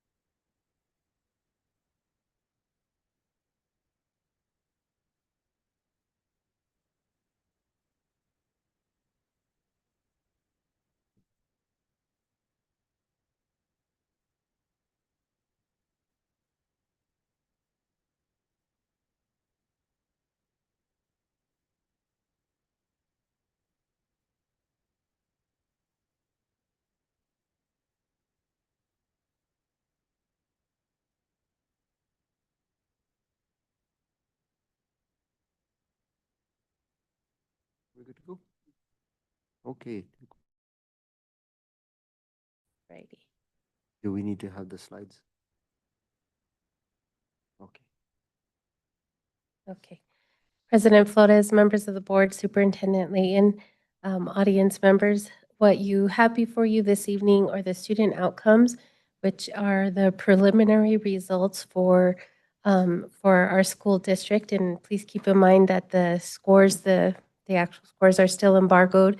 We haven't had the release from NMPED, and it'll more than likely be what we had experienced last year. We won't get them until probably September or possibly October for those embargoed scores. Next slide. I think if you just scroll up. There you go. Thank you, Samantha. So again, New Mexico Vista's data is not out yet. We're awaiting that from NMPED, and as soon as the scores are unembargoed, that's when we receive our New Mexico Vista scores. Our next slide is our assessment scores, which I wanted to show from last year was our district proficiency by grade level from 2023 and 2024. If you recall, our reading proficiency scores were high scores. We're, at that halfway percent for most of our grade levels. Grade level 3 was at 32%, which was our lowest, but we have some good news for this next round. Our math proficiency continues to be an area of concern for the school district. As I had stated last year, we had hired our math interventionist. He's been working with the early grade levels. That was something that was discussed with our 6-year study cohort and also with some other experts that said, or our math teachers up at the high school level, was focus on the elementary, please. That way when they get to the high school, they have those foundational skills in math. Next slide. So for our 24-25, which again are preliminary district data, what we're showing is that our reading proficiency rates are consistently higher than our math across all grade levels. Each grade level had a set goal to increase proficiency by 5 students in both reading and math. We just recently on Monday looked at the assessment scores with our school site principals. They'll be going back to their school sites and discussing the results with their teachers, and then we'll have the conversation of how many students that they were able to move forward, and we'll provide that to the school board. Areas of improvement and success. Grade 3 reading increased significantly by 11% from 32% to 43%, which was a strong example of our early literacy progress. We do have our federal programs director and our compliance director who are both experts in literacy. They're both nationally certified in literacy, have been working with our teachers on letters training and the implementation of that in their classrooms. Grade 7 math saw a 10% improvement from 20% to 30%, showing that targeted efforts are producing results. Grade 8 reading improved by 5%, which was a positive trend in upper grade literacy achievement. Areas of concern and decline is math proficiency remains, of course, the most urgent area, with rates ranging from only 18% to 34%. We are working with the REC on providing our math teachers and our early elementary teachers with some professional development, which other districts have seen success with. I don't have the name of the training offhand. We're sending one of our math teachers on Friday to that training, and then he'll bring it back to train our other math teachers, and then we'll send additional later on in the school year. Grade 4 declined in both reading from 46% to 43%, and math 21% to 18%. And this will require immediate instructional leadership focus. Something that has impacted the school district is looking at when we've had some teachers who have retired mid-year, which if I'm looking at our grade 5, they experienced a notable math drop from 34% to 26%. There was a class that experienced their teacher leaving that mid-year, and so having that sub in place really does have an impact on our students. And we're well aware of that and going to be working with the administrator and our other administrators to see how we can alleviate that from happening again. Grade 7 reading dropped from 52% to 46%, suggesting a need to reassess literacy engagement in middle school. Our teacher professional development priorities are going to be math instruction as a system-wide need, and will prioritize PD focused on conceptual understanding and engagement strategies. So again, going back to REC, our 6-year study, there's professional development training in that as well. One of the trainings that our administrators will be attending this month is looking at our assessment scores and then looking at each standard and seeing at which grade level we need to strengthen up those practices with those standards. We also do have our PLC coach who will be going to the school sites and will be providing that support so that our teachers are looking more methodically at the data and looking at the implementation of instruction.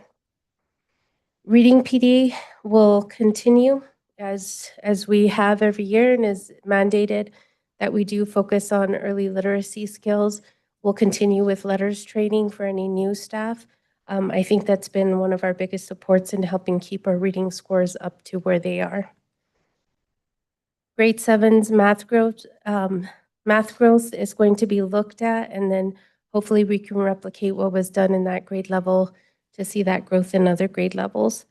And then something that's been talked about and was brought up in the training that Superintendent Layton did with our administrators on Monday was having teachers go and visit other classrooms as part of their professional development so that they can see new and different instructional strategies and use those to implement into their classrooms.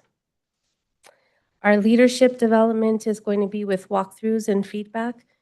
This past week, we had the 6-year study come in and begin that talk about PLCs with our administrators. This week, they continued that professional development with the 6-year study with Ms. Evans, looking at how we can provide feedback and what open-ended feedback looks like for our teachers. And then really looking at how we can move those student outcomes forward. Our actionable recommendations is that we're going to use our formative assessments. So again, going back to iReady, the high school did a fantastic job, I want to say, of ensuring that we had almost 100% implementation, and they're looking for that 100% implementation again this year. Principal De Herrera has a schedule of how she's going to implement that, so that's really good to see for the district. And then they're also going to be working on, as all of you heard, the targeted interventions at the high school level. Our mid schools and our elementaries are doing that as well. Again, our PLC learning communities are going to be focused on reviewing data and sharing best practices. And Ms. Mora Atencio, who is our PLC coordinator or school improvement coordinator, is going to be working with each of the school sites. I believe, I want to say she's reached out to each of the principals already and set up a time to meet with them to plan this out, or to actually meet with their staff and start the discussion of what PLCs look like for the school district. We are going to look at celebrating and scale success so that we can drive that momentum, looking at the positive outcomes and what's been done with our classroom so that we can continue that success. And our final slide.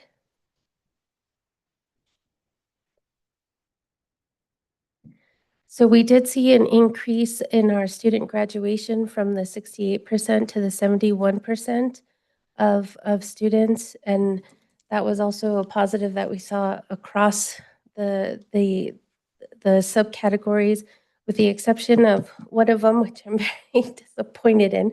Our Native American population saw a reduction. I did reach out to our Indian Ed coordinator to ask her what her thoughts were on this. We were looking at the freshman cohort that had started, because keep in mind our graduation rates are cohorts, so they start in the 9th grade and they carry on through to the high school year. if any of those students drop off or change to a different school, those students, if they do not graduate from that school, are still counted against the district. So we'll only receive partial credit. One of the first initial look-ats that we did was that this was one of our largest classes of freshmen that had started. We did graduate all of our students who were seniors at the time of last year. However, this class, we're going to look at individually who the students were and what exactly happened with those students. With that, I stand for questions. Does the board have any questions for Associate Superintendent Mondragon? Board Member King? Kids are motivated a lot of different ways, just like they learn. And I'm just looking at 24 and 25. Associate Superintendent Mondragon, and they're really close. Our literacy numbers are pretty close. They're, not bad. But it was like 1%. Math improved. Obviously, like fifth graders, that was good to know what happened there. But maybe superintendent, and I know we've heard this in the high school that the kids aren't taking the iReady, is the iReady test they do? Correct. Yeah. Serious, maybe we do like a pizza party, put a little carrot in front of the kids, the students, and hey, you have a pizza party. If that's something that the district, little incentive, kids like to eat, they love pizza. Because it's just subtle. I mean, it was just a point. Sixth grade was 49 last year, and the previous year was 50. Seventh grade went down, looks like by about 5%. But just one of those things, just to, in regards to food for thought, touching, kids have a different language, but they all eat and they like pizza. President Flores, Superintendent Layton, Board Member King, thank you for that comment. And you are absolutely correct. Our students are motivated by food. They love incentives like that. Something that was discussed in Superintendent Layton's training on Monday was how tired our administrators noticed that our students were by testing time. So that's going to be another component that we look at and see how we can keep that motivation going for the student population when they do get to the end of the year and it's that assessment time. That said, tired. If we can have some type of syllabus to the parents. Welcome back. I know that's starting next week. We can never take for granted parents are informed. They're like anything, getting the kids ready for school. If they can just get something in front of them, some literature, encourage them to put it on the refrigerator, somewhere that they can see it. They can be reminded of the cell phone use. I mean, it's truly, it robs the kids from their rest. Thank you. Associate Superintendent Mondragon, I do have a question. I'm not too sure how to ask it. I know that we analyze this data annually, and everybody works very hard. And of course, we're focused on raising the achievement of our students. The question I have is what are we doing different than we've done in the past that we're hoping it's going to positively impact these percentage scores? President Flores, Superintendent Layton, thank you for asking that question. What we are doing differently now is that we're implementing these PLC teams, which we hadn't implemented previously. Having somebody in the district who is able to go to each school site, and not only us having PLC training, somebody coming in and providing that intensive training, but then having somebody in district who's able to support continually while the trainer isn't there is going to, as I see it, going to be a huge impact. With our literacy scores, we had the CLSD grant, which was our 5-year grant and was extended out for the school district because we saw so much success with it. But it was that human interaction day-to-day, a person going in and helping support the school sites with the initiatives of the district that we started to see that improvement with our reading scores. So looking at our math scores, we're trying to emulate that as well with the math. And that's through the interventionist, our PLC, school site, our school improvement coordinator. Thank you, Dr. Layton. Our school improvement coordinator going in and supporting the school sites as well. And then also providing that targeted professional development for our teachers. Something that we're going to work on as the instructional team is going to be to look and see what the impact of professional development has been on in the classrooms and how much of the implementation is occurring in the classrooms as well. Thank you, Ms. Mondragon. Another, just a follow-up question. What are some of the challenges that you see that are affecting us raising these percentages? I would like to say time is, one of those issues that we have. We need to have the understanding that raising scores takes time. It takes time for us to put into place programming so that we can support our administrators, support our teachers, and then they can support the students. It's also providing that intensive instruction or professional development. In the past, we haven't had from, I would say, PED, and they've admitted this themselves, professional development that has targeted our math instruction. And with the support of REC, we're receiving that as well. So it's coming twofold from PED and also from REC. And then, of course, our 6-year study is also playing into that as well. But it's, the barrier on the math part is really our teachers understanding how to teach and teach math at that early level.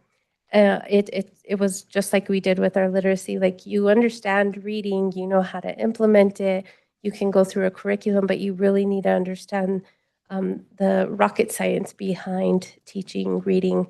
And now we need the rocket science behind teaching math. And that's what we're finally starting to see, the supports from the state and the other organizations, that we can bring that into the school. Question. From experience, my daughters would come home with math homework, and I'm not afraid to admit I struggled with helping them do their math homework. What kind of support are we providing parents, or how do we plan to support our parents? Because we all know kids go home with math homework, and they're struggling with it, and a lot of our parents, me as an example, struggled in helping them with their math homework. Is there anything in place for parental support? President Flores, Superintendent Lee, and not at this moment do we have that support in place. That's something that we can look at through our community schools and see if we can pull that in and bring our families in to provide them with those types of supports. So thank you for bringing that up, and that's something that we can look into for this school year. Just a thought, that's a great idea that you have there. Maybe we could have a community nights or something where we can invite the parents in. Obviously, they have to participate and be willing, but be able to, take an hour once a week to explain some of the stuff or the curriculum we're teaching, so they could help their children. But just a thought. That's a great idea. Thank you. President Flores, Vice President Sprague, members of the board, Associate Superintendent Mondragon, if I may. The Leadership Institute that Ms. Mondragon and I attended in Albuquerque, that was actually one of the questions that they had. What can be done differently across the state? Of course, our comments were, we're doing everything for the kids, but also they need help when they go home. So one of the recommendations we did is to see if they can develop any kind of parental trainings that can be either through online or through in person or going to the different districts. So it was a recommendation that we did, because we do acknowledge that unless you're a former math teacher, it is tough when they get home. And even then, if you're a former math teacher trying to teach your kids, the instructional strategies change over time. So I just want to let you know that from the Leadership Institute that we attended, that was our recommendations, is to provide some kind of parental modules or parental support that we can then implement locally. So that's our hope. Thank you, Superintendent. Thank you, Associate Superintendent Mondragon. And just want to acknowledge all the hard work by yourself and fellow administrators and the teachers. You know, we're doing our best to navigate rough waters. So we'll continue to keep our sails up and not go with the wind, but, you know, keep course. Thank you. President Mark? Secretary Chu. I was thinking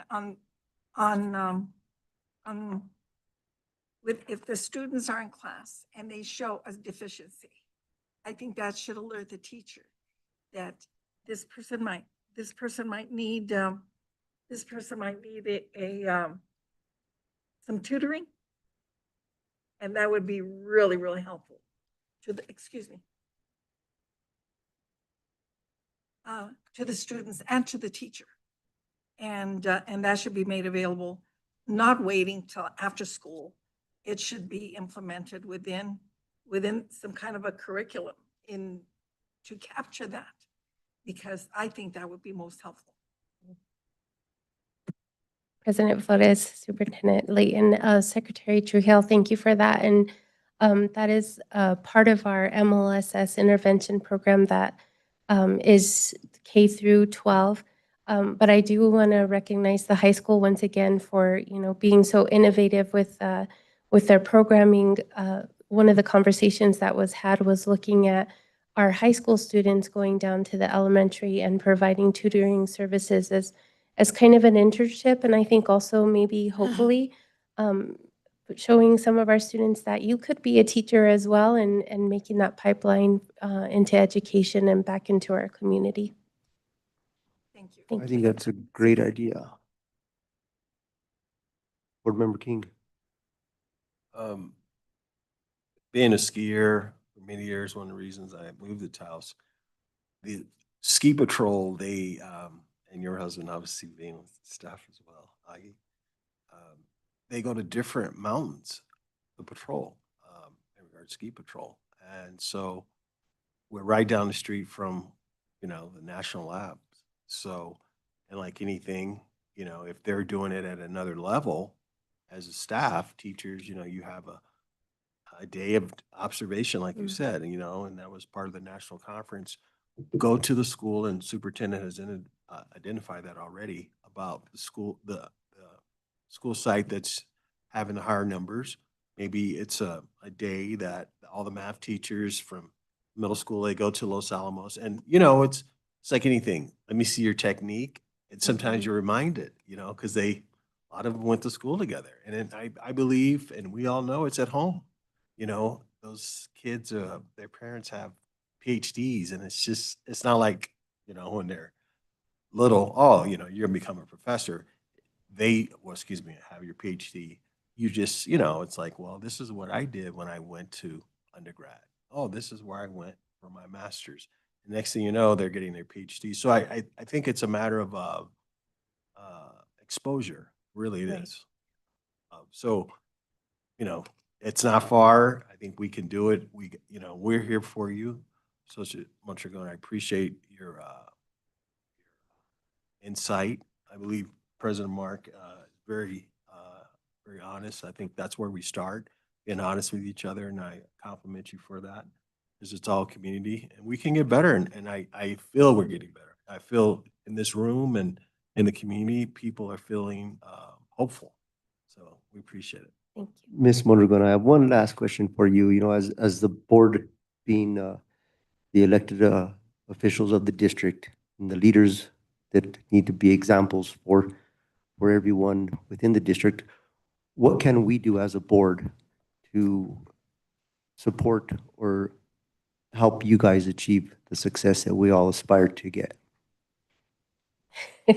President Flores, Superintendent Layton, thank you for that question. And, you know, I think that the board has shifted the conversation from other areas. You know, we went through a turbulent time, and that we had to do some other focus for the district. But now that you've focused your agendas on student outcomes. I think that helps the district to carry that conversation out into the community and helps the community also to see that student outcomes is the biggest priority of the district. We do care what happens academically to our students. You know, there's, again, social, emotional, all of those other supports are continuing to be a concern for us, and we don't let those go because we know we're looking at a whole child.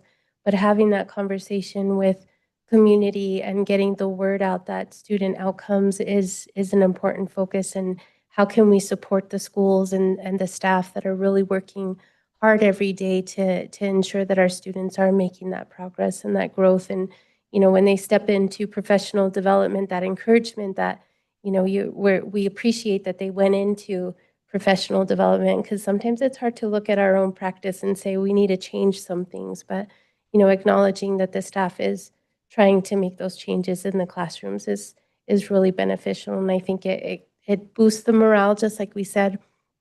Students like their pizza parties. We also like that, those kudos that you do see the staff working towards those goals. I like what you said about the teachers kind of learning from one another. And that was, I heard this years and years ago, and I've just always been at the forefront of how I think, and that is we should always have a protege, but we should always be a mentor too, a mentor and a protege. So you're teaching and you're learning. Absolutely. And we learn from one another, and it's like, to me, that's exciting because you're sharing that. You're sharing what you learn, what you know, and if somebody can use it in the next room or whatever, and in your relationships, and it's amazing. When was it, Thursday night at Taos Life? As we opened up the Taos Life, I did encourage the people that were out there to just watch our meetings, even on Zoom. I said, you know, to me, I don't think I fully expressed how important the children are to us, that we want to show them off to the parents. And I wish that they would come, and they do come, the ones that they bring, but it would be so nice for the whole community to see what the parents are doing. And there has to be a way that we can say, well, this is what we're going to do. Please join us on Zoom. That kind of a thing to where they'd get excited about what the schools are doing for their children.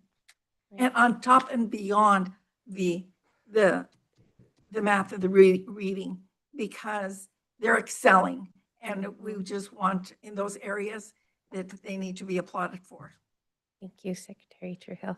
And President Flores, if I may, I really do appreciate that you invited the community to watch the board and the discussions that are being had around student outcomes. And, you know, that does help to change the message and help everybody to refocus on the academics and the success of our students so that they can go on to college bound or career tech, and they know that everybody is pulling for them in the same direction. So thank you for that. Thank you, Ms. Mondragon. So just a couple key takeaways. I think we know patience, hard work, trusting the process, trusting our administrators, trusting our teachers, and supporting them as they do their work, because they're the ones with that are the boots on the ground. And so I, as a board member, will commit to supporting you administrators, trusting the process, and you know, having patience. So thank you guys for all your hard work. Thank you. I appreciate that.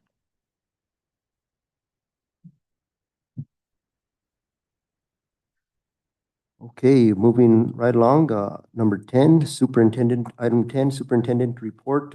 Superintendent Dr. Antonio Layton Jr., we got 4 items under your report, so I'll turn it over to you, item 10.1, and take the lead. President Flores, Vice President Spray, members of the board. So I've got 4 items for presentation. The first one, of course, is just a reminder that we do have our Stronger Together kickoff, or the convocation, tomorrow. It is at the TCA. Our staff will be welcomed into the doors at 1 p.m. We're hoping to start exactly at 1:30, depending on how everybody pushes in. And it's, we do have a guest speaker, Fabian Ramirez. He's got motivational speaker, just kind of like what we did last year. The theme is 80s rock. I will say I have a hard time getting out of the suit and finding a way, but just wanted to remind that tomorrow, it's a pretty big event for our district. It's the second, I guess the second time we've done it now. And so I want to give a little kudos to the Spirit Award because we have Miss Linda Martinez here, principal of the middle school. They won the Spirit Award last year. And so they're hoping to repeat, but of course, it all depends on the different site campuses. So just a reminder that it is a nice event, positive feedback. The staff says that, it's great to have a beginning of the year like this because they're able to at least get in with some encouragement, some motivation, and start the year strong. So I just wanted to remind the board that we do have that tomorrow. And of course, we all invite the board members to be able to speak to the entire staff to welcome them for the school year. And for that, I stand for questions for that one. I have one question for you, Superintendent. Being present at last year's convocation, it was definitely a packed house. Is there any room if members of the public wish to attend? And just a question, I know that there's limited seating and we did fill up the TCA, so I doubt that there'll be any empty seats, but is there an invitation for the public to attend standing room only? President Flores, Vice President, excellent question. It is a district-held event, but we do have a few seats available, especially since we do have dignitaries. We're hoping the Pueblo will come by, but we do have some others as well, have some dignitaries. So we do have a few seats, but they are limited.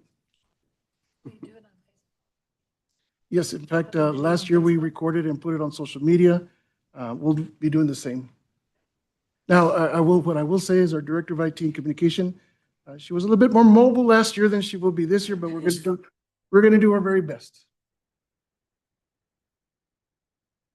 Thank you, Superintendent. Next, kind of piggybacking on the presentation that Associate Superintendent Renata Mondragon mentioned, this Monday, we held a professional development for our site campus principals, as well as our district administration. This is the second year we've done this in particular. And so one of the things that we did last year was implement goal-setting strategies. In other words, what are our goals for this year? How are we going to achieve them? How are we going to hold each other accountable? And find methods to have higher student outcomes. So fast forward to this year, second year that we've done this now, the question was, and I gave each one a copy of the agenda so that you could use it for reference, but our questions to the site principals and our district administration is, what were our individual site goals? What did we have as far as moving the campus from one metric to another? What did we outline on what we were doing to achieve those? And did we meet our goals? And what does the data show? So we spoke with our principals and we said, okay, let's review the data. What do you see? What metrics did you use? What were the lead measures, meaning the things that you would do on a consistent basis that you saw that were impacting student outcomes? And so it was a time for reflection. But having said that reflection, it's not just about reviewing last year's data. It's also about saying, what can we do now differently this year that's going to achieve those student outcomes? Because just like anything else, just because we do it may or may not work, and that doesn't mean we can't adjust. And so our principals, what was great to see, and I say this wholeheartedly, as we held the data, they were chomping at the bits to see it. They really wanted to see how their school sites did as far as the kids' improvements. And it was great to see that because you know that the passion is there to make sure that the students succeed, and they wanted to know how they did. We had frank conversations. We wanted to find out what worked, what didn't work. In the end, what we also did was say, okay, now that we know what worked, what didn't work, where we improved along cohorts or from year to year, what are we going to do differently? And it was great to hear the conversation from our principals and our administration, because even from our principals, the suggestion that they had is we want to do more walkthroughs. They found that those worked. And so they want to do more walkthroughs. So collectively, we decided, I should say more of the campus principals. It was nice to see I didn't have to do that one. But collectively, they decided that they want to make that a common measure this year. And so they want to have specific walkthroughs and crosswalks from different campus to campus. But it was great to see the principals really collaborating and really questioning, what can we do to help increase student outcomes? And so we held that professional development. Now at this point, we come back with our campus principals and start reviewing those lead measures to see what they're doing on a week-to-week basis. How are we going to hold each other accountable? How are we using the data effectively now that PLCs are across? And I can speak to the way it went because it was such uplifting collaboration. But I also invited the principals here and some of their staff to see, maybe from their perspective, so that they could tell you how they felt it's going and to see the changes from last year to this year. And I'm going to go ahead and start with our high school principal, Emmy, just to give the board her perspective on how our data review leadership meeting went. Thank you, Superintendent Layton, Associate Superintendent, Ms. Renetta, and School Board. It was a really great opportunity for us to come together as site principals and share some of the data and actually have the opportunity to have our deans there, or APs with us to be able to really decipher the data. I think Monday was more about just looking at the data. I think Ms. Renetta already explained kind of like our percentages and our goals and whatnot, but was really helpful for us is to be able to come to the table to answer those questions. What were our site goals from last year? Did we achieve them? And I think you, President Flores, you really gave a great example of asking that question.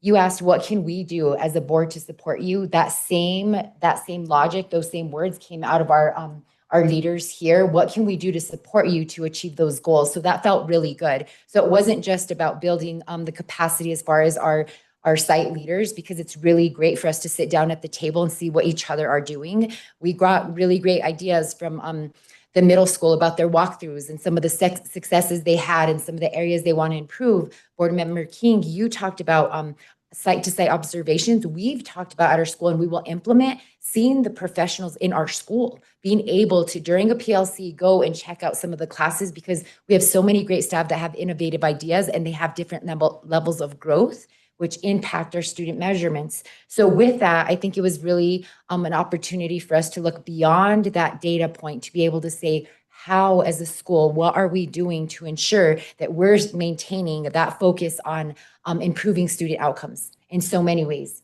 The high school, for example, we don't just look at short cycle assessment of iReady. We look at our SAT scores, our AP scores. We look at our NMASR, the science scores. And it's nice because with that data, you can almost connect. Who did the teacher have for that AP increase in AP Bio? Who did the teacher have prior to coming into this in the science area? So there are a lot of different things that come to mind, that come to mind when we have the opportunity to sit down in this group together to collaborate, to figure out what worked. And our level is this. Did it work? In one, like the area as far as culture. So we did highlight our freshmen were the highest student group to get one of our assessments completed. Not at the growth level we wanted to, but the completion was there. So that was something to celebrate. And of course, with any student, any adult, any incentive, initiative, it wants to make us, work harder. So those shout outs are very important at all levels for our students. With that, I stand for questions, and thank you for the opportunity to share our experience just this week and how we work together as a team, highlighting our student success. Board have any questions or comments on how that all went on?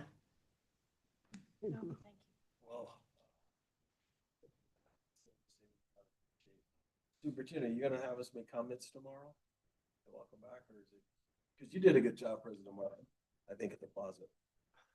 I said, are you gonna have us make comments tomorrow, or? So tomorrow's an opportunity for each of the board members to say welcome for the new school year. If you want to elaborate, we don't have a timer put on there, if that's what you're asking.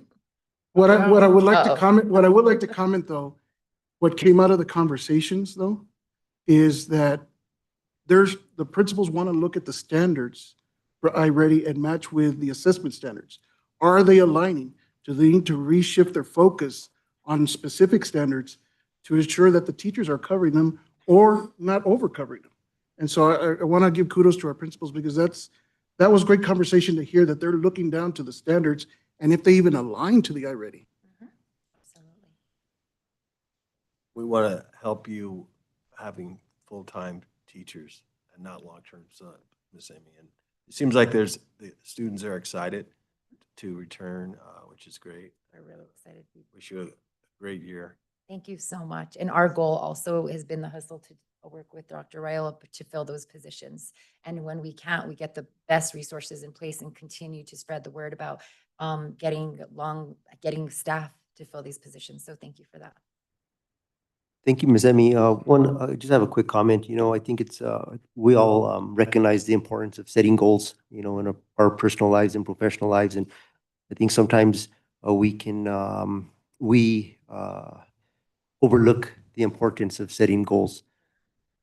I would like to challenge our administrators at their school sites, and I'm pretty sure that you guys already have this plan, but challenge the students to set some goals, from day one. Ask the same questions that we ask of ourselves and that you guys asked of your leadership team, and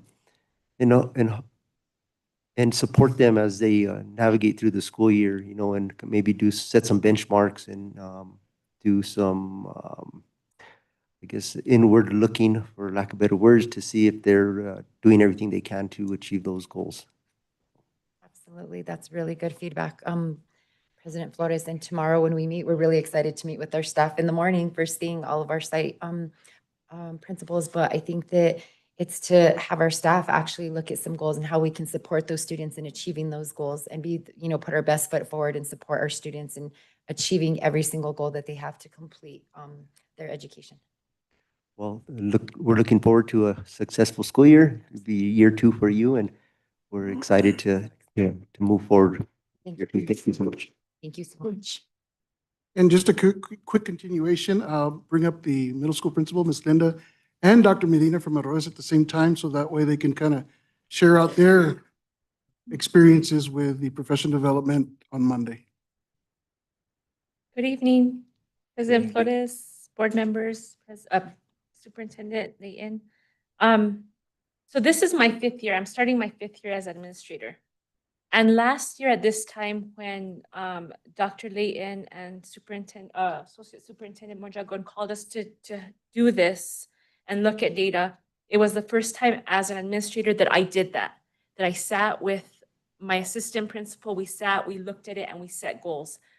Yes, we have our 90-day plan, and that's put in place, but we created goals, and we had to be held accountable. So we had to put goals for ourselves. One of those goals were to have walkthroughs, like Miss Emmy said. So we held walkthroughs weekly with our staff. To make a long story short, at the end of the year, we had the staff fill out a survey of how they felt the year went and what didn't work, so on and so forth. Several teachers said that those walkthroughs really helped. Our presence means something when we walk into a classroom. There were two words that I really kept using throughout the school year with my staff and with the students. One of it was expectations. I kept reinforcing that word. The expectation is not, please do this, not, please get this done. The expectation is to. And the other one was accountable. I was being held accountable. So if I'm being held accountable by him, you will be accountable by me, and your students are accountable to you. I am happy to say that last year, when I saw my numbers in math, it was like 7.63% proficient, and I had to round it up to 8 because I was so embarrassed to put the 7.63. And we had a goal of just hitting 11%. Let's just get to 3%. We got to 19.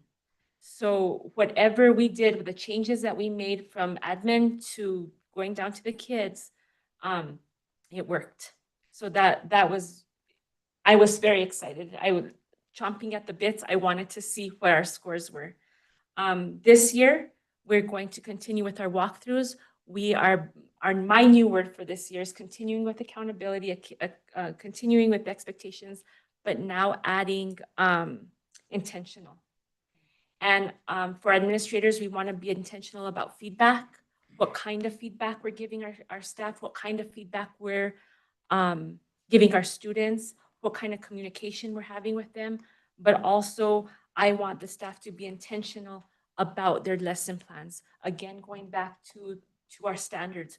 What standards are are the standards that you're spending a lot of time on really that important, or is it just easy to spend that much time? Because we get lost, as teachers, we get lost in that, oh, this is easy, or this is a fun subject to talk about. Let's spend more time on this and little on this because this is harder and the kids may not be getting it. So really looking at that, Mr. Netta did talk about PLCs. I'm looking forward to really diving in to the PLC realm. And I'm excited. It's going well. These meetings are going well that we're having with our other administrators. Thank you for that. Can we give a round of applause for going from 8% to 19%? Yes, let's do it. Those small, thank you. Those small wins, and that's a big win, but they grow. So, let's keep up the momentum. Thank you for that. Yes. Thank you, President Flores. Good job, Mom. Thank you. President Flores, board members, colleagues, and community members, we've taken a similar approach at Arroyo's. We value the data we receive from our assessments, almost like report cards that students get, because there are report cards. And so the data that we receive from that data, we want our students to understand where they stand. It's one thing for teachers to know and for us to know, but the students are the ones that need to know where they are. So we've been doing data assemblies before this initiative came into play. So we've been working on data. And so we kind of look at it like going to a doctor's office. Your doctor has a file on you. He knows exactly what's prescribed, what's happened, what works, what doesn't work. And we use that same approach for students so they understand. And so when students are aware of their challenges and their strengths, they're able to address them in the content area, if it's reading, writing, it's math or science or what have you. And teachers understand what they need to do to implement lesson plans that are going to be effective enough to allow students to be successful at what they do. And also, we've also partnered with Taos IVAN. It's IVAN. It's basically a community partner in our community that has done studies where students who are not doing very well, sometimes you just can't see, right? They don't know how to articulate that they're not seeing right. So they're coming to our school at the beginning of the year. 25 students who have referred to will have an opportunity to get a pre-eye exam and glasses. So we're trying to eliminate the potential distractions that kids may have in just seeing things and looking at every single angle we can to improve instruction. We also have data assemblies where we actually bring students from the grade levels and their teachers and we talk about their data. And students are assigned numbers instead of their names on the data. So they know what their number is, they know where they stand, and they know where they are in the spectrum of proficiency or needing attention, needing be able to have different type of skill sets at that time. So we're proud of moving the direction. I think what we're doing with Dr. Layton and the principals, we're very proud of our schools. And really we want our students to be successful. We're willing to do everything we can to get to that point where they feel successful and we represent our community with students who are ready for the future. Does the board have any questions or comments for our administrators? Well, talking about data permeating, I want to say that the high school this year is shifting over to having a data room specific to talk about like specific student data and progress measures. So just want to say kudos to all our principals who are moving forward with embracing what data can be and how it can change instruction. But again, kudos to our principal. And before I do the last presentation, the last one I should say, I also wanted a perspective from a cabinet member. So this year, we had invited Ms. Jetet to be part of this. And so I wanted to see if she wouldn't mind giving a little bit of a feedback on what her perspective was from that. She doesn't have to get up to the stand, by the way. thank you, Mr. Medina and Mrs. Quintana Martinez. Thank you both. Good evening. So I've been in my position for 5 years, been here at admin for the last 15 years. And I think the piece that I was taken back the most is when our principals, for the first time in 15 years, said, you guys are answering our phones. We call, you're there, you're ready to help. That was huge because in all the years I've been here, every single year, you always hear they don't answer the phones, they're not getting back to us. And we knew we were doing something right when you guys said that, for sure. So out of everything I took back from our leadership, that was the thing that stood out the most, is that we are getting back to them, that we're answering their phone calls, and that we're ready to support and help them. And they know that. They know that they have the support and help. So that was huge, in my opinion. Any questions for Ms. Jintet? Thank you, though. Thank you, Ms. Jintet. I just have a quick comment. I just wanted to highlight, I heard some very powerful words from our administrators and I wanted to reiterate them. And, Ms. Quintana Martinez talked about expectations, being accountable and being intentional. And I heard from Mr. Medina, a very powerful word that I think we need to really look to is being effective at what we do. And thank you for sharing those words and guys' approach. I appreciate hearing that from you all. President Flores, members of the board, we'll move to the next presentation. It's really a brief one. Of course, September 15th, we will be hosting the NMSBA Fall Region Meeting. Each of you have a black folder with the agenda and the documents that were presented to us, just for your reference as well. We are in contact with the high school already to start the food process, I should say. But I wanted to share that with you. Of course, we've done this before, if I'm not mistaken. So I would love any feedback or input that we can do to make sure it's set up. We do have our timelines already met as far as getting the agenda set, I think within the 6th week or 5th week. Due next Monday. Yeah, it's this due next Monday, yes. Yep. So that's why you have it there in front of you, at least the location. And so the rest of it is pretty much templated from NSBA, but wanted to make sure to share that with you in your black folder in case there was any input that you wanted us to provide specifically to the NMSBA. Board, have any questions or comments regarding the 2025 Fall Region 2 meeting that Taos Municipal Schools will be hosting? Dr. Layton, there's, from my experience with this, every week there's something that's due on Monday between now and then.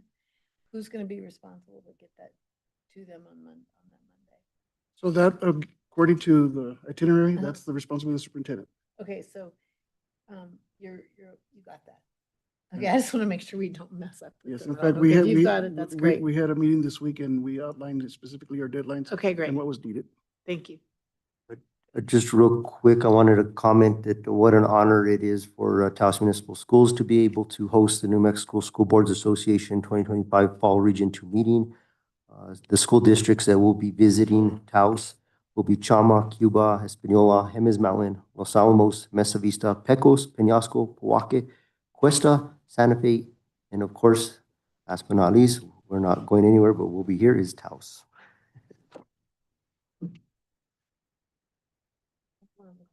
From the agenda, I don't see, is the mariachi band the only entertainment we have for the whole time? We can look for more entertainment, but typically I think we've done the mariachi, but we can see what other.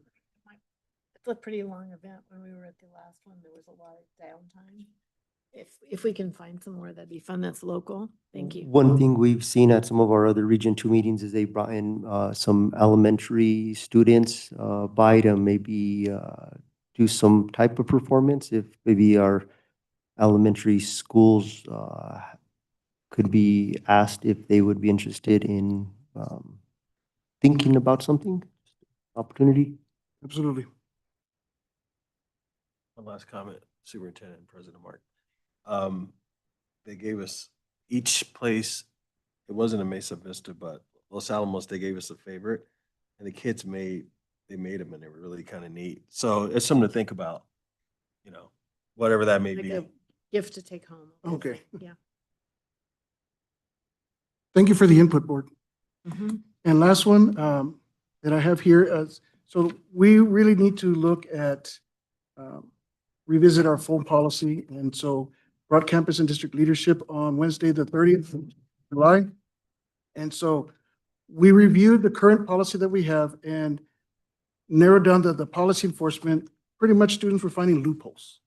And so we spoke at length as how can we minimize those loopholes and make sure that we are doing this with good systematic checks. And so we discussed about having systematic checks at the school sites, system in the morning, as well as during first period to make sure that the kids are doing what they're doing. It'll be in collaboration with our security as well as our administration. We also can't lose sight of the fact that every year we're going to be bringing in 5th graders, 4th grade, students who typically don't get on a cell phone, but So we are partnering with one of our local programs, TK1, that will be going to the school sites to talk to them about, do presentations about appropriate and responsible use, so that we can change the mindset, so we can change their culture set before they even hit the middle school or the high school. So as we made those changes for the specific policy enforcement, as well as systems used for checks in school sites, and provided that presentation to the lower grade levels, we're going to go ahead and put that down in the policy, send that to our attorneys for review, and then at the next one, next board meeting, we'll have a draft policy reading so that we can make those adjustments on the disciplinary components that we saw that the students had those loopholes, as well as systematic checks. So I just wanted to update you that what's coming up next will be another reading, and it'll be an update to the current cell phone policy. Thank you, Superintendent. Board members have any questions or comments for the superintendent? I think that's a great idea, Superintendent. If in regards of the True Kids one, they could do a syllabus that maybe you guys can fine tune that we can hand out to the whole district. You know, can never be reminded of what a safe cell phone usage. I mean, it's, let's face it, guys, it's taken over our society. I think we're all victims of that. If we can just half hour less on the phone, I think it's time productive. Read a book, take a walk, talk to your kids, you know, have meal ready earlier, dinner, whatever that may be. Clean your room. And thank you for that, Member King. I don't want to lose sight of the fact that we did make quite a bit of progress this year, but there's more progress to be made. So it's a evolving process, but we're going to do better. Moving target, you put it well. Thank you, Board Member King, for your comments. You know, last night at my house, I was watching the local news, and there's other districts throughout the state that are really diving into implementing a cell phone policy. And, you know, Taos Municipal Schools was the first district in the state of New Mexico Public to schools, yes. implement a cell phone policy, and one of the first districts in the nation. So I want to acknowledge that. I acknowledge the superintendent and the board and our administrators for implementing that. You know, it's a good step in the right direction. I think Board Member King hit the nail on the head. It's important to send information home about the dangers of cell phone use. Maybe we could put together some information, you know, first day of school, send it home with the students. We send home the cell phone policy with them, reiterate it, and also maybe some information. Thank you for your presentation, Superintendent. I have just one last comment. You know, in practicing what we preach as a board and taking, following the lead of our administrators, because, you know, to be a good leader, you must not always be able to lead. You need to be a good follower. I really took note of this agenda that you had with your leadership cabinet, and maybe what I would like to recommend with the board's consensus is at some future date on a Saturday that we could have a board workshop with some professional development training for the board, so that we can also follow the lead of our administrators and the district, continue our professional development, and also, you know, kind of go over the same agenda that was reviewed with the administrators in regards to goal setting and kind of looking back and how we did this last year as a board, and what kind of goals we can set, you know, moving forward. So just some food for thought. I really enjoyed looking at this, and I think that it's something that would benefit the board as well in practicing what we preach. Mark, I like that. I really do. Because to me, I'm thinking, even as we hear the presentations that come before us, you might not all realize how much we learn from you all. I learn a lot from you, and I get excited about what you're doing, but it's something that I can do, but you can't do it. You're doing it. And it's to be a part of it, to be, just come alongside of you and just hear what you're doing and just know that that it's important to you, you're passionate about what you're doing, you've educated yourself to do all of this, it says a lot. It says a lot to us. It says a lot to one another, to the kids, to our community. It's who we are, who we want to be, and who we are.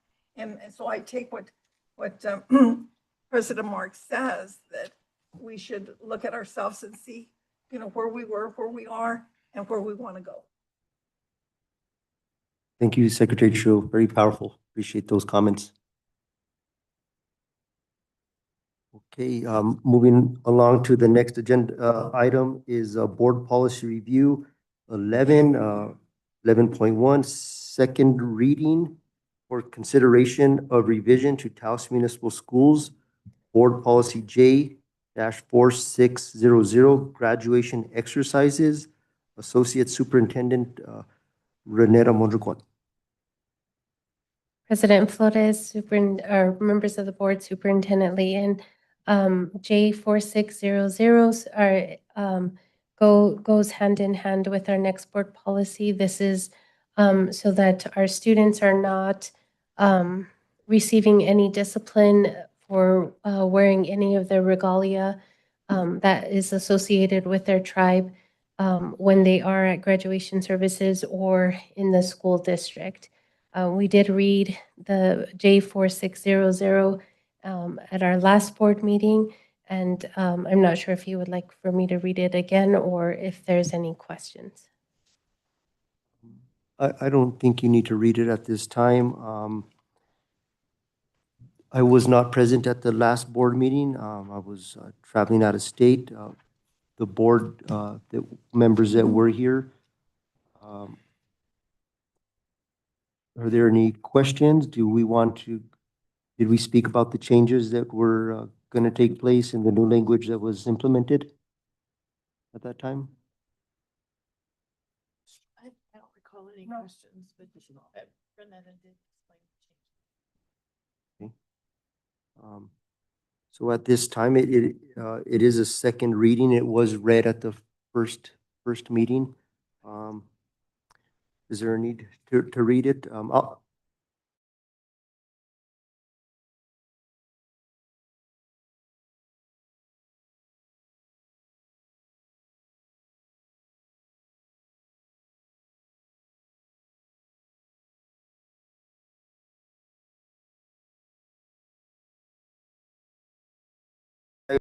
I just like to read things. You're wrapping it up. So, Ready for a motion? yeah, so would any board members like to make a motion approving the second reading, which is the revisions to Taos Municipal Schools Board Policy J-4600, graduation exercises? I'll make a motion to approve Second. the Taos Municipal School Board Policy for J-4600 for graduation exercise, presented by Associate Superintendent Renata Mondragon. Thank you, Board Member King. So, and we do have a second from Board Member Concha. You could please call for the roll. Board Member Concha, Yes. Board Member King, Yes. Secretary Trujillo, Yes. Vice President Spray, Yes. President Flores. Yes. Item 11.2 is the second reading for consideration of revision to Taos Municipal Schools Board Policy I-7450, also being presented by Associate Superintendent Ms. Renetta Mondragon. President Flores, members of the board, Superintendent Layton, this item or policy change was what precipitated the previous one was that any student who is graduating from the high school or any of our high schools would not receive any disciplinary action for wearing any of their tribal regalia. It does allow for them to attach that to their cap and gown, wear their regalia underneath their gowns and not receive any disciplinary action or I would want to say any kickback from asking to do that, or they wouldn't even need to ask. They're allowed to wear it as they see the need. With that, I stand for questions. Questions or comments regarding the second reading? No, and we will forego the reading of this policy as well, since it was read at our last meeting and it can be accessed. Thank you for that. Through the superintendent's office or on our website. Would any board member wish to make a motion to approve the consideration of revisions to Taos Municipal Schools Board Policy I-7450? Make a motion to approve. I'll second. All right, we got a motion for approval from Board Member Concha and a second from Vice President Spray. Call for the roll, please. Board Member Concha, Yes. Board Member King, Yes. Secretary Trujillo, Yes. Vice President Spray, Yes. President Flores. Yes. Thank you. Ms. Thank you. Montfort. Renata. Okay, old business, 12.1, discussion, consideration, and possible approval for the purchase of 11 biometric and Rox reader time clocks from Tyler Technologies in the total amount of $38,418. Dr. Antonio Layton Jr., Superintendent. President Flores, Vice President Spray, members of the board. This was from the previous regular board meeting. I believe it was tabled so we could get more responses from the board. But in a nutshell, we've been operating for many years under paper timesheets. And review of this past year showed that there were times that either timesheets were missing, incorrect, we overpaid, underpaid. And so one of the things that we discussed as a cabinet was how can we get a better system? And so we discussed, we got feedback and said, let's move forward with doing biometric or actually just time clocks. And so this particular time clock system ties directly to Visions, which is the system that has all our count string codes, positions. And so what we're hoping to do is to ensure that our employees are paid appropriately and to make sure that we're not underpaying, but also at the same token to tie into our systems that make it more efficient. And so there's been times that we do find timesheets many weeks later, or we're asking for them and it takes a while. Of course, that takes time to verify. In this particular case, either through biometrics or through a card reader, it's going to go directly into the system for accountability. And so the recommendation is to see if we can move forward with this. Again, it ties directly into our system. We will provide the training for the staff. As far as, and of course, that's timesheets for hourly employee, but for non-hourly employees like myself, it's also a way to have for days that we are present. No different than what our teachers are doing right now, which is they go to the school and they write on paper that they were here. But this is just the same implementation, it's just electronic. And that helps go into the system that gives us better accountability, but at the same time gives us more efficiency when it comes to direct into the system. Question or Board Member Concha? So does this mean it would also track like essentially the overtime for hourly employees and all of that? So, I mean, Correct. you know, you hear sometimes that it's not really tracked accurately as well to know what our teachers are really putting in. Absolutely. And so, Member Concha, President Flores, members of the board, actually a very good point because overtime, depending on what the activity is, can be done from a different account number. And so the staff has worked very diligently to get those account string codes that tie to overtime. Because there could be where they're doing a little bit more from a different program, let's say a football game. So the account that they're getting paid for in the overtime is different. So prior to, we wouldn't know what account string codes or what activity code. Now this ties directly. And so that'll also help making sure that they're doing what they're supposed to be doing, what we're doing, what we're supposed to be doing. So yes, to your point, Member Concha, it will help track overtime to make sure that our staff are paid the way they're supposed to be paid. Thank you, President Flores. Dr. Layton, as I recall, last time we talked about this, the last meeting, I guess it was, there was a question on the board about how the staff feels about that and how the rollout, if we do it, would be, change is difficult for some people. And we already have enough people that we have some, not everyone's happy all the time. So I think that we had talked to you about maybe figuring that out or surveying the staff, kind of just, not in a formal survey, but just touching base with people in different departments. What do you think about that? Well, so the feedback that we did receive when we were starting this, you're right, there are some who weren't sure about it because it's like, how do I clock in and out, you know? In reality, if you think about it, and this is some of the messaging that we did, whether you clock in or out using a machine or whether you put it on paper, it's still a process. So putting it on paper is the same thing as clocking in and out. And so there always is going to be initial hesitation, but the idea behind this is if we owe them, we should pay them. Right. May I And if continue? we want to make sure we don't overpay either, because what is tough for our staff is to asking for money back when we've done incorrections and paid overpaid. Right. Do you think there's any feeling that it implies that they're not trusted? Well, ma'am, it's possible. Of course, I can't speak to how people feel about the trust, but what I can tell you is they still have to do it on timesheets. So whether they do it electronically or on paper, we're still entrusting them to give us the correct time. In fact, if anything, in this particular case, now it's actually, this is what it is, as opposed to Right. the question is, were you really working there? Are you sure you were there? Well, the time clocks show that you were there. In fact, there's proximity sensors. One of the things that's going to be nice is there's geocaching. So our staff are going to be able to be within a certain perimeter. So the question of, okay, you're giving us the timesheets, were you actually there? Those conversations start to diminish because they were actually there when that time clock went in. And I'm not even going into the safety component because on the safety component, let's assume we were under lockdown or we had to evacuate. Those kind of clock in and clock outs allow us to have a list of who's where.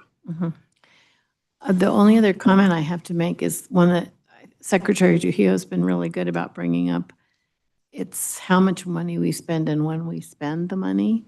And the concern that Secretary Trujillo has, I think, diligently brought up about what we heard at UNM, about not spending anything right now that we don't absolutely have to. So I just wanted to say that was a comment that I had. I appreciate Secretary Trujillo bringing it up so many times. I think that's accountability on our part. Well, thank you for bringing that up, Vice President Spray. This actually helps because if we're watching our pennies now down to the minute, down to where they're supposed to be, instead of underpaying or overpaying again, now we're really making sure that we're being cost effective. Yes. I hear what you're saying. I just wanted to give her a shout out again for being so good about that. I have a comment. I really appreciate you identifying the safety aspect of this. You know, with the clock in, we know who is present at each school site. Cost saving measure, even if it's pennies or dollars, is saving paper.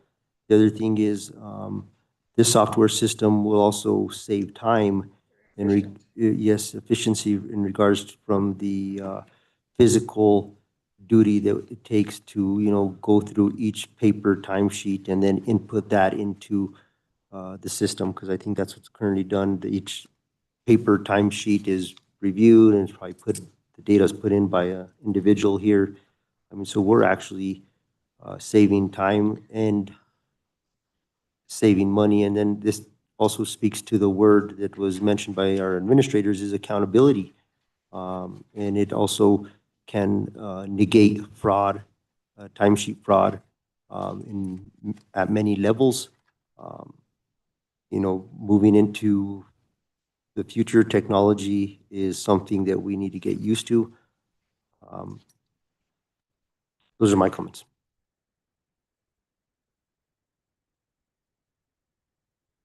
Any other comments or questions from the board? No, thank you. So this is item for approval. Superintendent Leyen, do you have a recommendation? I just have,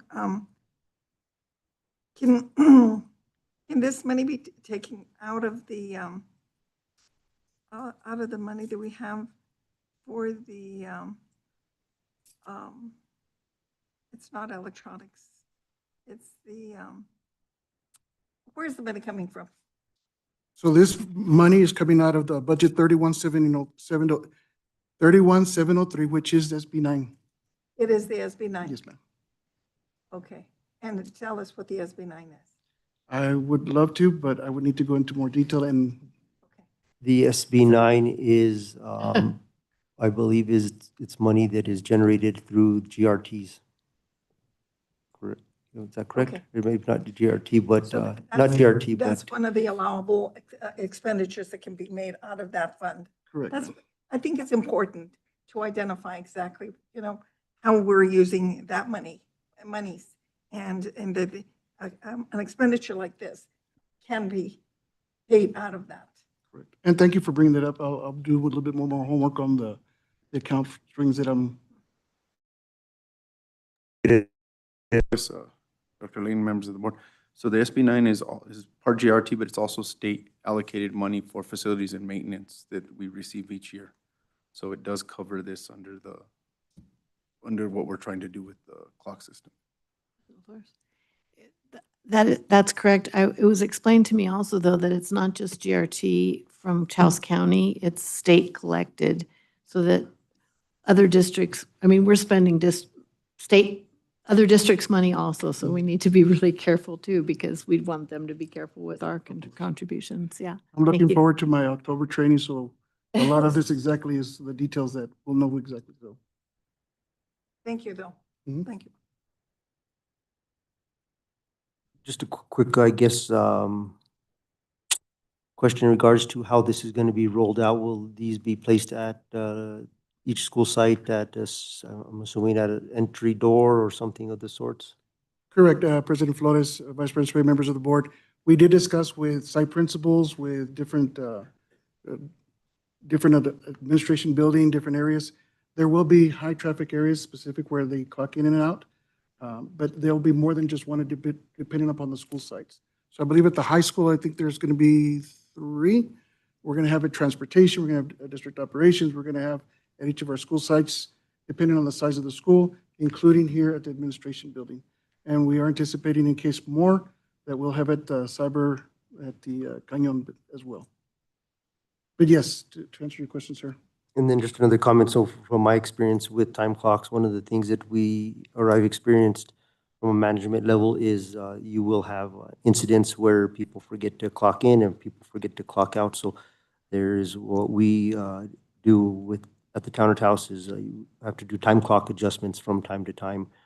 Some individuals will forget to clock out for lunch, forget to clock back in. It does take time to get used to this, of course, habit. So just anticipate those hiccups along the way. Yes, sir. We're anticipating there'll be some edit sheets specifically because when you do your timesheet report from the system, we'll have to implement for anybody who does have those time edit sheets specifically. With that being said, Superintendent, do you have a recommendation? President Flores, Vice President Spray, members of the board, I recommend approval for the purchase of 11 biometric and proximity reader time clocks from Tyler Technologies in the total amount of $38,418 as presented. Would the board wish to make a motion for approval? I'll make a motion to approve the 11 biometric Prox reader time clocks from Tyler Technology at a total amount of $38,418. We have a motion on the floor. Do we have a second? I'll second. We have a second from Secretary Trujillo. Call for the roll. Board Member Concha, Yes. Board Member King, Yes. Secretary Trujillo, Yes. Vice President Spray, Yes. President Flores. Yes. 12.2, discussion, consideration, and possible approval of the school year 2025-26 contract for the purchase of custodial and cleaning supplies from Taos Sanitary Supply in the amount of $130,000. Mr. Alipio Mondragon, Maintenance Supervisor. President Flores, members of the board, Superintendent Layton. Tonight I'm here asking for consideration and approval for us to renew our contract for school year 25-26 with House Sanitary Supply for purchase of custodial and cleaning supplies in the amount of $130,000. This is for the upcoming school year. It's for the entire district. So it's just supplies and equipment that the custodians use on a daily basis. I have a couple questions for you, Mr. Mondragon. The first question, and noting that we don't have anybody from the finance office here, and I would like to make a request that at our meetings that we do have somebody from the finance office present in the event that we have financial questions. Do you have an idea of how much we spent last fiscal year? I do. So last year we spent about $84,000. And let me tell you how this has worked. This contract was approved by the board in school year 23-24. It was based on amounts that were being spent previously. What we've been doing is we've been watching our spending. We've actually brought our amounts down. We're watching the way supplies are ordered and in what quantities they're ordered. So we've actually brought the amount of supplies that they're using what they're ordering down considerably. That is quite a bit of monetary savings. Thank you for It that. is. So from It is. 130,000 down to Yes. $84,000, that is a substantial amount of savings. Thank you for that. And that kind of what was going to lead me into my next question is, who is tasked with placing the orders for the supplies at each school site? So currently the way it works is we have a form that the head custodian at the school will fill out. It's approved by the principal at the school. And then it's sent to myself for review. And right now we have our